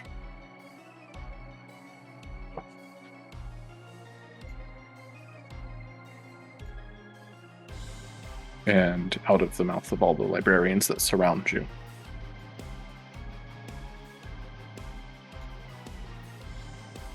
who has sent you here to so disturb our peaceful library?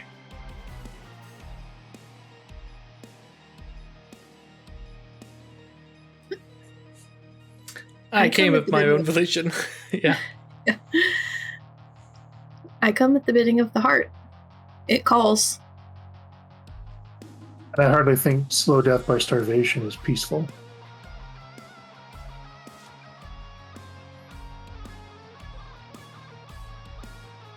I am not starving.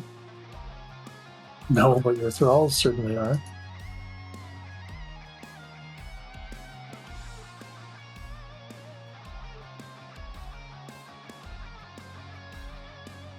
Their thirst for knowledge is slaked. Their hunger for truth is always satisfying. So if you turned off your, control over them, that's what they'd say. They'd say they are happy because they've got knowledge. What more could one want? Whatever they want. Let me correct myself. They don't use they pronouns. It's always we and I and us. Sure. Or it's always we and us. It is not I. It is always we and us. So what do they want? Go ahead, pick one. Release anyone. We have just told you. Our thirst for knowledge, our hunger for answers. Do you got some record? Something they signed? Being of sound health and body, mind, bullshit?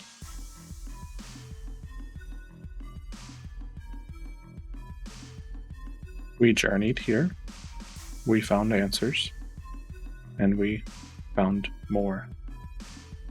The library is a place of perfect dedication. We ask again, who has sent you here to so disturb our peaceful library? Came here all on my own.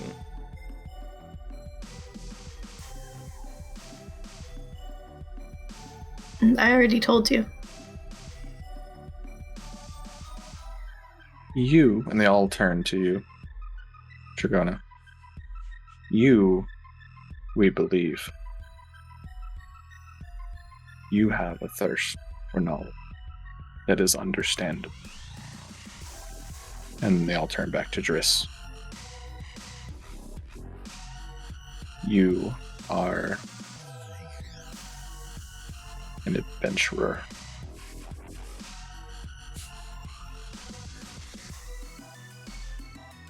And like all adventurers, you have already broken the rules here. Oh, look, it's not omniscient. Crap, the snark came back. Sorry, out of character. What do you mean? Because, like, he does not want to be an adventurer. Like, that is so far down on his... Like, he wants enlightenment. He wants to guard and hang out with people. Sure. Yeah. And if we need to retcon anything. But you have behaved as an adventurer. Absolutely, yeah. Specifically, as a dragon understands an adventurer. Right. Because you have taken of his hoard. Sure. That's fine. Come on, dragon. Thief. You are an adventurer, and you have already broken the rules of this library. We have informed you before you entered that our knowledge is here to be enjoyed. It is here to be enjoyed. It is not to be scarpered off with, stuffed in a pack to be lost in a cave where one of us must retrieve it again in the future after your bones have turned to dust. After your story has ended. Oh, the book. Okay, sure. That's definitely like dropped a tear. Big guy. I'm more concerned about them. We will not repeat ourselves again. We are happy. We are satisfied. Art just puts a supportive hand on Chris. Oh, good. Yeah, I was gonna say, because out of character. Everybody good with this? You're ready. You're ready to go. Let's go. Yeah, because Adventure derogatory. Yeah. Driss is Driss. Driss is a game. That's where that came from. Okay. Yeah, Driss is literally about to just jump in the ball pit. Yeah, go for it. Dragon Killer. I have Dragon Killer. Yeah, Dragon Killer is one of my major abilities, gang. Let's see. I do want to read here. We'll wait on that anyways. Okay, so Yeah, yes. I will definitely fight if you start a fight. The domain here, I imagine, is going to be occult. It is cursed and occult. Cursed. Oh, and occult. Okay. Okay. I have points in that.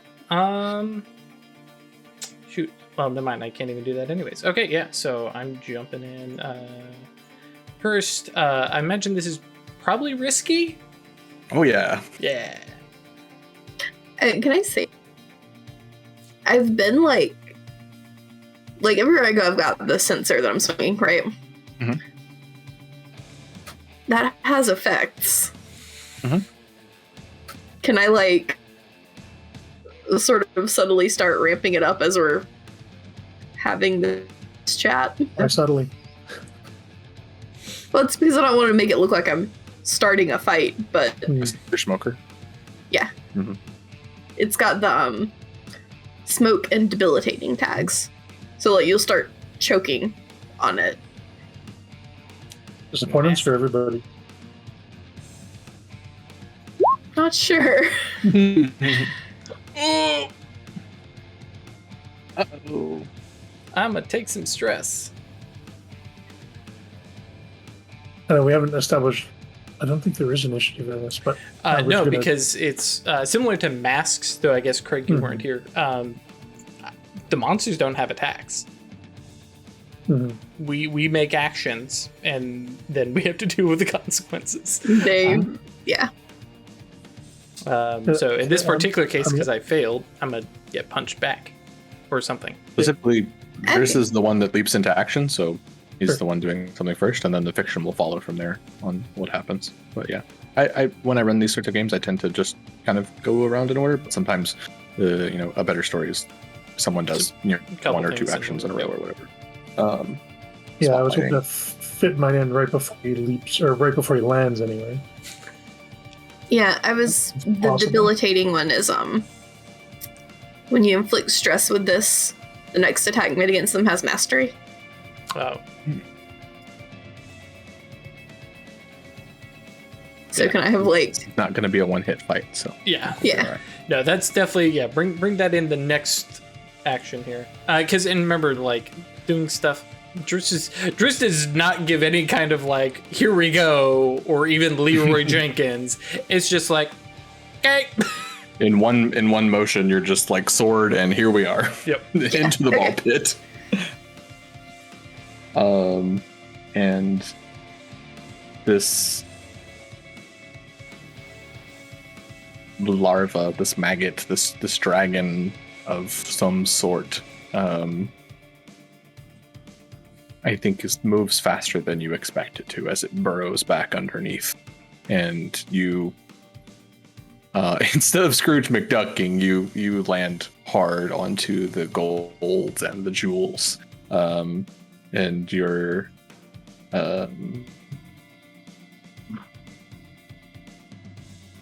Well, you tell me. You want to be hurt? You want to be affected? You want to be spooked out? Oh no, I definitely think this is just some bodily injury. Let's stack stress on stress, man. Yeah. I mean, it doesn't actually matter. Mm-hmm. Oh, that's true, because stress can keep going up higher than. Yeah. But yeah, no, I'm good with. Max it goes to is 20. Right.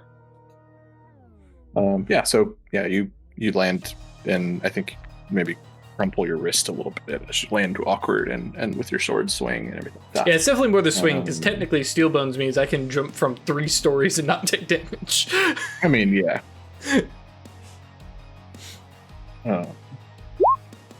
Ooh. 5.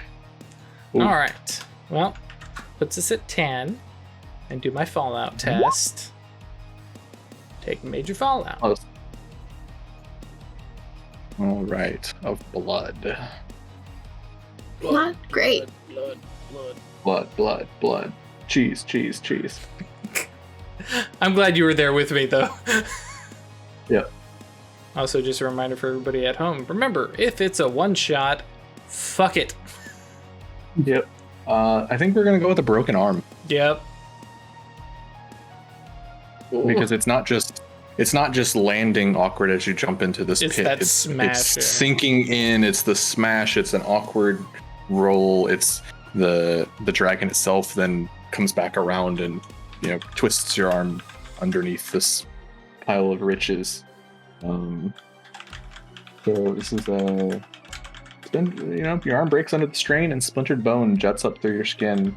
You can't use the arm until it heals, which will make some tasks risky or dangerous and others impossible. And that is ongoing until it is fixed. Until it is healed. Mended. Someone? I don't And heal. your stress clears. Right. Okay. Clear that.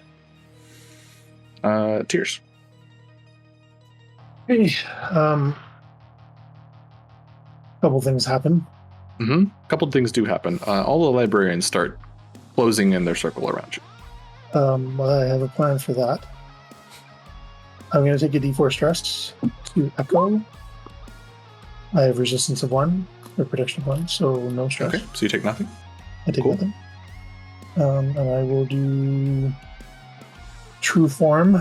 Fuck. Ooh. Yeah. Okay. Sure. So you just sort of Read see this. this like black cloud sort of expand out from Tears and then suck back in. Mm. And it's like a vaguely humanoid bipedal shape with smoke, black, dark shadow just drifting off it like dry ice. Hell yeah. Everybody who's an opponent will take a D4 in stress. Okay. And I have the Roll that enthrall minor. So all who see me are stunned into inaction. That would allow me to include your make a friends. unopposed roll. Okay. Because in my true form, I have mastery on my kill rolls. You can roll me a d4 for everybody. Sure. Okay.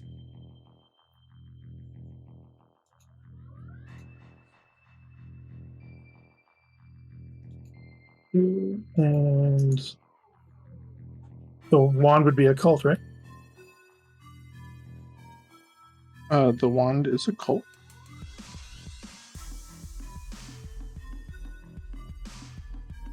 I have mastery. It's risky, I presume. Yeah, this is. Okay. Well, I mean, entirely unopposed. What are you trying to do? I'm trying to blast the dragon in the pit. Entirely unopposed. Yes. Oh, so it just works? Just inflict your stress. That's awesome. That's a D8 from the petrified wand. I just click the rolly button. If you add it as equipment. Yeah. Yeah. Okay. And then I'll sort of flow down into the ball pit next to Driz. Cool. Yeah, so you turn into this shifting creature of smoke and darkness, and everyone sort of flinches. I would say at an individual reaction pace. For a brief moment, I think you've gotten through the hive mind there, as the dragon is stunned too. And you just sort of draw out the wand and point it, and the spiraled wood, for a brief moment, life returns to it, and thorns and flowers bloom from the wand as a basically spear of vine shoots out and into the dragon, piercing its scales, and this sort of deep golden ichor leaks out into the pit. Cool. And you said you jump in there as well? Yep. Cool. And there's a collective beat, and then frenzy, as everyone, all the librarians, are screaming in pain, and grabbing objects, the heaviest object they can grab from around them from the stories, and start marching towards the pit. Chrono.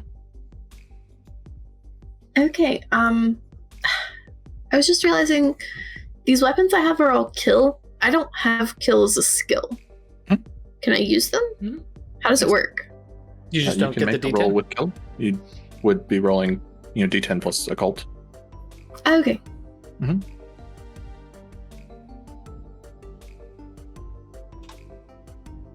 I think technically everybody can roll everything. It's just Mhm. a D10 Yeah, you can always roll everything. You get another D10 if you have it for each trained. one. So if we were brawling in a technology pit, really be doing some shit. I did not make my Annihilation an actual ability I can click, so I'm gonna do that.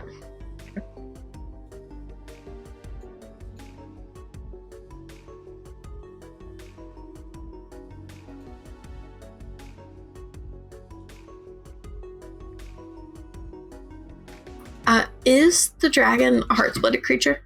Oh yes. Okay.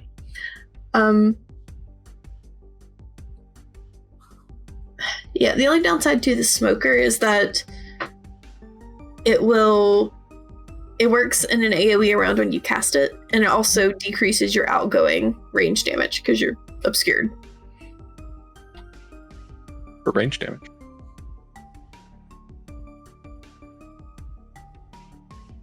I guess I could just hop into the pile and touch it. It only harms the person you attack with it.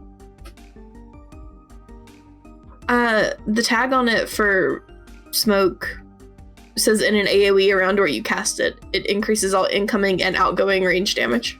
Decreases by 1. Right. I But it doesn't like harm people, right? Yeah.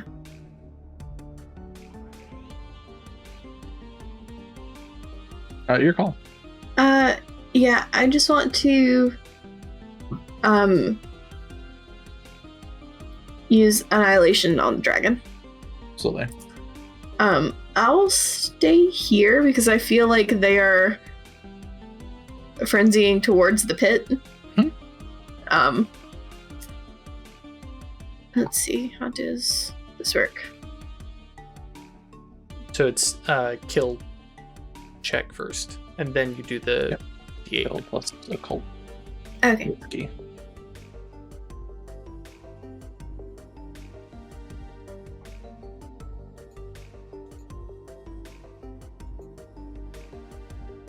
Kill and occult risky.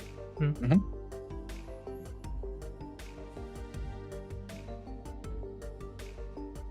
Success. Nice roll. Denied the Yeah. Denied the crit. Still. Well, I was expecting it to not work very well at all, Right. because it was 1 die. If I actually rolls in the system, I feel like I'd be rolling a 1 and a 10 every time. right. Okay, and now if I just click this, it will give the D8. Perfect. Okay, 4 damage Particularly against the dragon, right? at the dragon. Yeah. Do you want to read that ability? Because It's Fucking cool. fucking metal as hell. Your body is unheart. It burns through the parasitic world of meat and bone. Against heart-splitted people or creatures, your touch functions as a kill D8 weapon. As you use it, your flesh roils and cracks, but the swarm repairs it as quickly as it is unmade. Your opponent doesn't have that luxury. Period. yeah. So yeah, you just point out to it, And just the swarm unmake part of it. unmake part of it.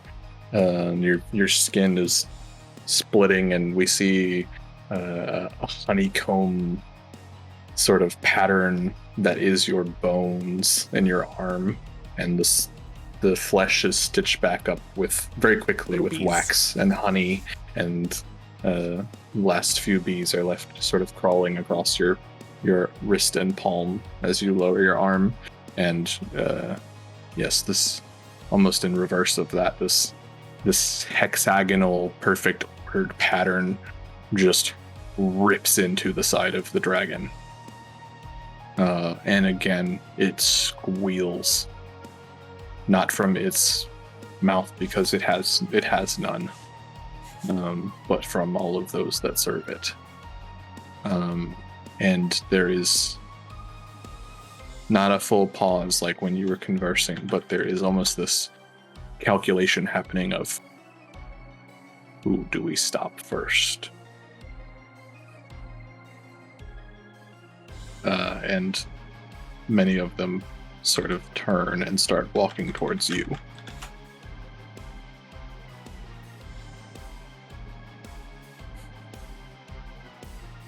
All right, Perry.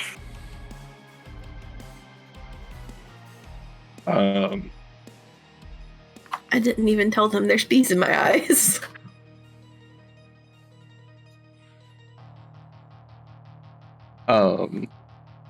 Let's see. Back in the pit of despair. Chris, sitting there with your broken arm. Yeah, that's fine. I got another one.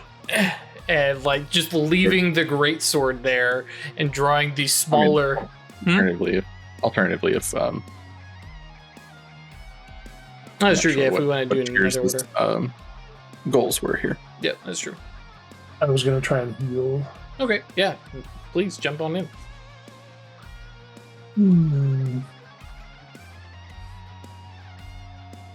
Can I use magic and stuff to heal that broken arm?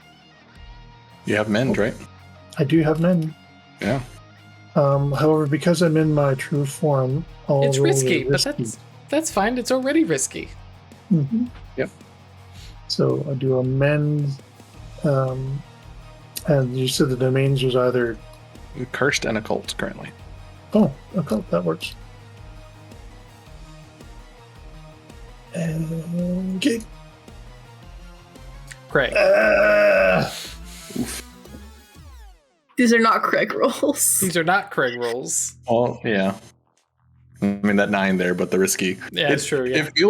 It feels honestly more brutal that it has you When you can roll and see it. take away the dice. Yep. Rather than like in COD where you just have penalties before he rolls. Mhm. Yeah, that's brutal. Because I can just imagine myself sitting there rolling like, 2 10s and a 1 and be like, son of a bitch. Yes. Put those two away. Yeah. Yeah. All right. Yeah, you reach out with your smoke and your shadow to try and stitch back up this arm, and I think this is going to be blood. I think there is suddenly an object that sort of careens into your skull. Sure. Is this a new situation? Yeah. It's a new situation. Yep. I think take when it. the battle started, I would think was a new situation. Then I'll put that into Echo. Oh, okay. Oh, so 2 That's true. I shouldn't and bother then- taking that on the 2. And then a fallout test. Ooh. Oof. So this will be a minor fallout. Mm-hmm. And you said echo? Yep.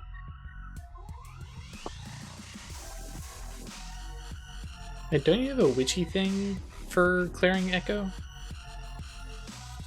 Yes, I do. Oh, okay. That's stress, not fallout. Well, yeah, I was thinking about beforehand, but yeah.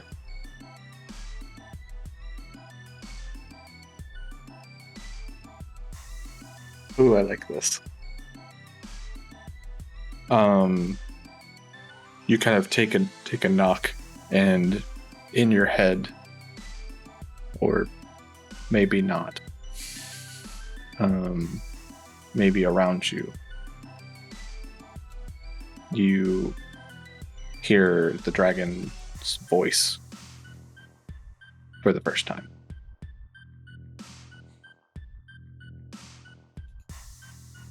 Cool.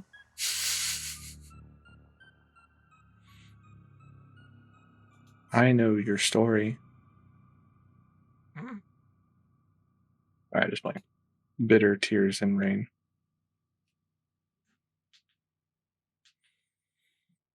And suddenly, painted in glitter all around you, is the scene. And I don't know specifically what it was, but it is the scene in which you found out that your family would be exiled. And it is layered and overlapping and interluding with reality.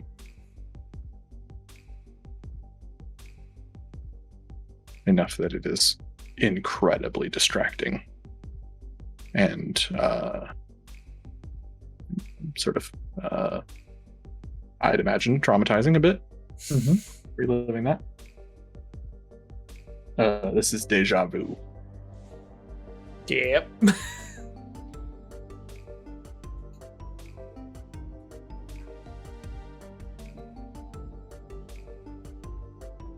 And I'll tell you when that matters. Cool. But you do not manage to heal Triss. Yeah.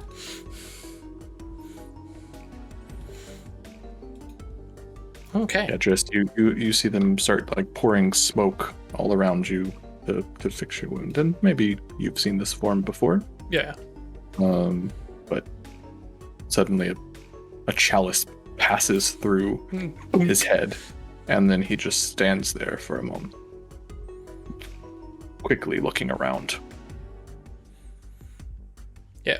What'd you Driss is trucking along like broken arm. That sucks. Gonna handle that later. Drawing the small little scrap sword that he's got, because to me it makes sense that can't use a great sword with just one hand. That'd be ridiculous. Mr. And Super Strong. it's true. Um, Power armor, dude. Giant sized and very strong. I mean, that's very Power. nice. Yeah. 7.5 feet tall. It doesn't say you have to wield Yeah, it with no, two that's hands. I was like, that's true. That's true. Yeah. And so it's just this kind of one-handed stabbing downward because it's still kind of underneath, right? Mhm. Yeah. I'm a giant I'm killer. imagining like a big burst of steam as the power armor kicks into overdrive. So just you can wield wait. it less of Just wait about that overdrive comment. We're gonna see if we actually hit first before we start talking Okay. about that. But yes. So kill, cursed, risky. Roll it, please. That's at a cost. Okay, that's fine. I'm also going to use my resource that I've got, my spare capacitors and wires, as stab, and I feel something fleshy-ish, and then I just flip the little switch in my power armor and just give it a 10,000 gigavolts, using my Vermicion plate core ability. Once per session, consume a tech or occult resource, and then I can either remove stress, but hey, I'm clear on stress for now, or inflict stress on a delve or adversary equal to the amount rolled. Okay. Now with a resource, because all of his is just the technology D6, is it gone? I mean, it doesn't matter because this is once per session anyways, but I was just more for a clarity of... Consume is yes. Okay. Oh, right, because it does say to consume a thing. Yep. Okay. Mhm. All right. Yeah. The like, what are they called? The cleaver class. Mm-hmm. It's like this. Their take on the barbarian in the setting, and their whole thing is eat things and gain that either Yeah. skill or domain for the scene. It's fucking incredible. Anybody who's into Warhammer 40k, they're the Kroot. Oh yeah. So 7 total. 3 from the technology Zappy Zap, and then... Oh, wait, that was the scrap sword. I misclicked. I apologize. Are you cool with me re-rolling that as a d10? Yeah, that's fine. That's a bit better. 10 total. 7 with the monster killing greatsword. Absolutely. So Driss just sort of one hand stabs and like I imagine you like click a button in your gauntlet and just electrify everything. And I mean, I know gold like conducts, but It's anyways. it's a smoke guy back here. Like, I'm not Yeah, really worried. It's fine. Yeah. And you did roll a 6, so you're gonna take some stress too. So what a good way then to shock yourself. Yep, that's exactly what I was thinking. This sucks. And yeah, that I don't even know if we use the term volts here, probably not, but many electricity, many power. This is a forces 3 into lightning this strike. bolt. Yeah. Yeah. It was just cranked up to skull. Let's be honest. Driss has 2 settings on his stuff: 0 and skull. And you plunge and you electrify and you rip, and you just see the inside of this dragon as you very nearly just tear it into 2 halves of a dragon. And as it writhes in pain, the scales crack and flake as it is almost fried from the electricity, right? And you see as it continues like wriggling and writhing in pain, like pages, as if it was a worm made of thousands and thousands of sheets of paper.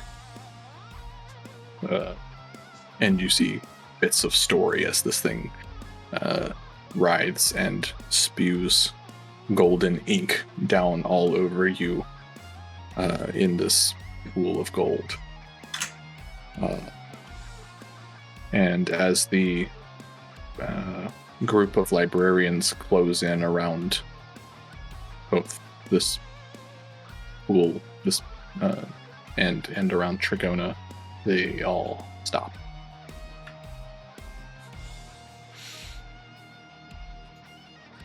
And a rumbling starts. So you're a little early celebrity there, dude. Listen, Dragon Killer, all right? That's the name. Like, the after And part is that's up to you two. Around, I know, it's what it around says on the you, thing. some of the jewels and pearls and rarities start popping, exploding into shards, and the elements of precious metals start melting down into pools, and elsewhere in the building, we'll take a narrative view here. Elsewhere in the building, the shelves start folding in on themselves, disappearing into dimensions from which they were pulled originally. And all of these librarians are just standing there, looking at their bodies covered in sores and bruises and the remnants of malnutrition, ribs poking out and whatnot, and with almost a snap, and you I would not say you've grown accustomed to these, but you recognize it as similar to a pulse. And suddenly you are no longer in this library, and the group of you is sitting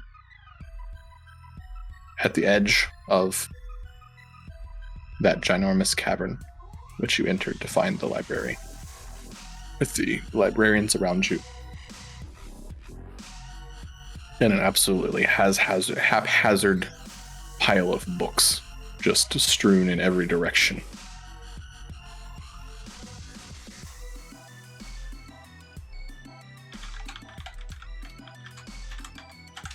What do you do? Driss is using his broken arm to like pat and find the I book. want to attempt to fix that because I have mend as a skill. Are we still in an occult place? Yeah. Okay, I'm gonna use for a few moments, yes. mend and occult on Driss. I'm just going to reach out and touch your broken arm, and you're going to get a bunch of little bees walking out of my sleeve and around on your arm, and they're going to attempt to build it properly, yeah. Mm-hmm. Knit together your broken bone with honeycombs. Yeah. Narratively, Driss doesn't see this coming and is going to yell at you about it again. Because you got to stop doing this. I'm not okay with the bees, but in character. Not the bees! Is it risky? No. Standard? Mm-hmm. I mean, the threat's gone, right? Right. Seemingly. Well, I was going to address that actually. Success. At a cost. I'll take a stress for it, but... Okay. This is just going to be a D4. I think to... what do you think? Echo? Yeah, I was gonna put it on Echo anyway. Overextending powers, right? 3. Okay, so I take 2. And you can test it.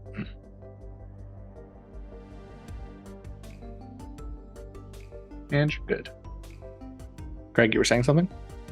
Yeah, I wanted to, while still in my shadow form, can I do a hunt and occult roll to make sure the threat is actually gone and we just haven't been Bamboozled.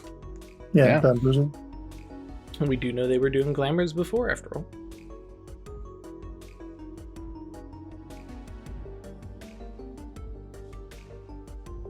Take some stress. Mm-hmm.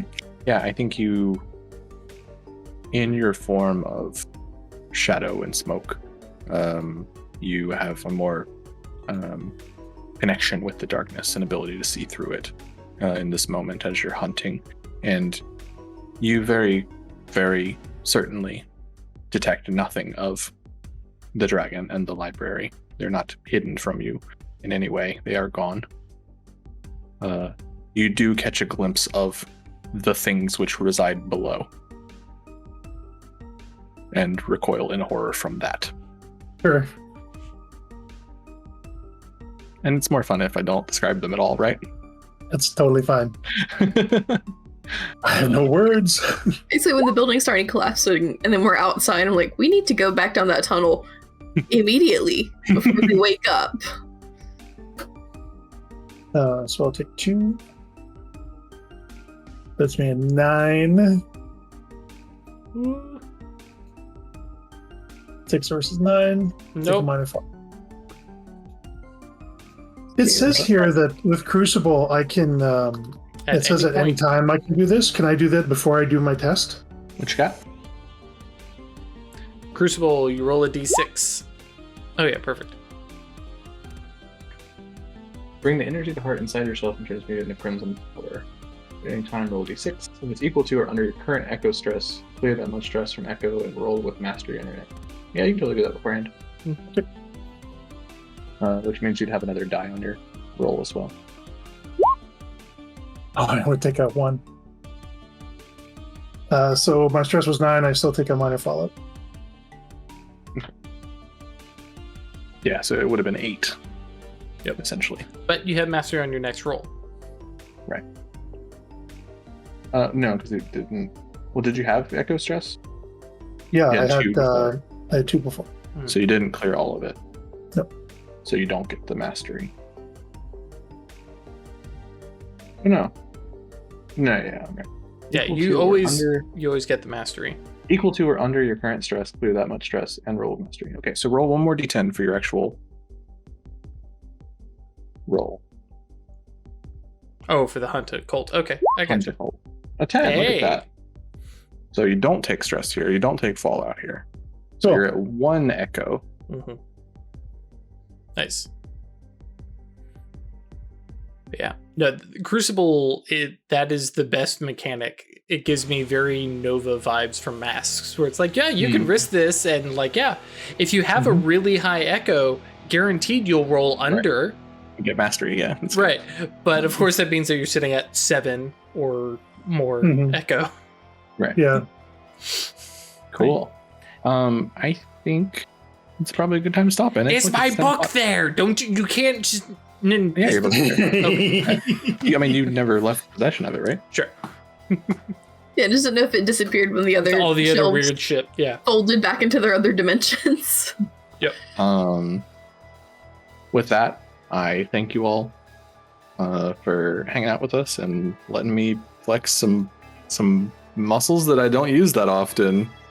Getting spooky and stuff. Yeah. I hope y'all enjoyed it. I hope we'll be back to Mage next week. Mm-hmm. Unless somebody else wants to fuck up our schedule. Yes, if somebody else needs to do something. As Yes.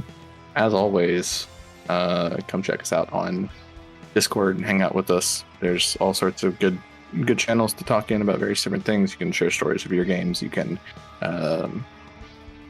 show us your cute animals, all sorts of things like that.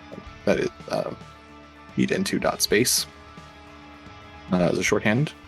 And you can also, if you wish, support us on Patreon. It's where we get some lovely donations from folks that want to support us and put it towards the production value of the stream and mics and art for our characters for our main games and stuff like that. That is staylucky.club at the shorthand, or patreon.com/occultistanonymous. Did I forget anything? No, I mean, there's some merch out there. Buy stuff on DriveThruRPG. Yeah, absolutely. There's other stuff, but if you come by Discord, you can see all that. We did make an announcement in the announcements channel on Discord about a bundle on itch.io that's going on right now. It is helping support transgender folks in Texas. It is nearly 500 indie games, tabletop games, for a minimum donation of $5. Included in there is Aegon from John Harper. It's about sort of tragic Greek Odyssey adventuring kind of vibes. Odyssey-esque sort of things. There's Thirsty Sword Lesbians. There is My Body is a Cage, which is a very Persona-esque game of slice of life daytime and dream dungeon adventuring as you sleep, and tons and tons of other games, including if you are sort of I'm gonna add Octal here, a game called Orc Fucker. I assume it is exactly what it says on the tin. It is. Exactly. It's for what it two says on the people to tin. play. So I read it today, and oh boy, takes a lot to make me blush, but there it was. The subtitle, because I'm scrolling through the list real quick, which by the way, this is going to be running for only one more month. So YouTube folks, if you're watching this, it's still probably up, but yes, Orc Fuck, fuck / get fucked by / just fuck around with an orc. Yep. One person plays the orc, the other person plays the orc fucker. That is a technical term. Yeah. I do like the space train space heist, because you needed space in that name twice. It's very important. Yep. Absolutely. Yeah, There's Pathfinder some sort of stuff in there. some custom stuff for lots of custom stuff for D&D and Pathfinder. There's a there's patron a for game warlocks. there's a game called Garfield plus or minus you, or you plus or minus Garfield, or something like that. It's described as the game about life interrupted (parentheses) by Garfield mostly, which is fucking weird enough to catch my attention as I'm scrolling through it. The one that stood out to me, of course, is Jonathan Frakes wants your attention, and you must not give it to him. Jonathan Frakes from Star Trek, and believe it. Was it Believe The Outer It or Limit. Not? What is it? God, what was it? Yeah, Believe It or Not. No. No. I feel like that was supposed to be Dean Cain, wasn't it? Oh Lord, yeah. But no, Jonathan Frakes had one too. We told you. And that's Weird what's the cover stories. of this too. Yeah. So, yeah, there's all sorts of good stuff. There's also there's some D&D stuff. There's some Pathfinder stuff. There's a bunch of stuff. If there's stuff that you just want really dumb, well, not dumb, really just off the cuff, silly, one shot, one page stuff. And yeah, like I said, Thirsty Sword Lesbians and Aegon alone, Thirsty Sword Lesbians alone is worth the $5. So definitely check that out. Support a very, very, very good cause. But thanks again for joining us, y'all. I hope you enjoyed it, and we will see you next week.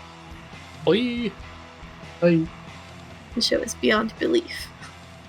Aha.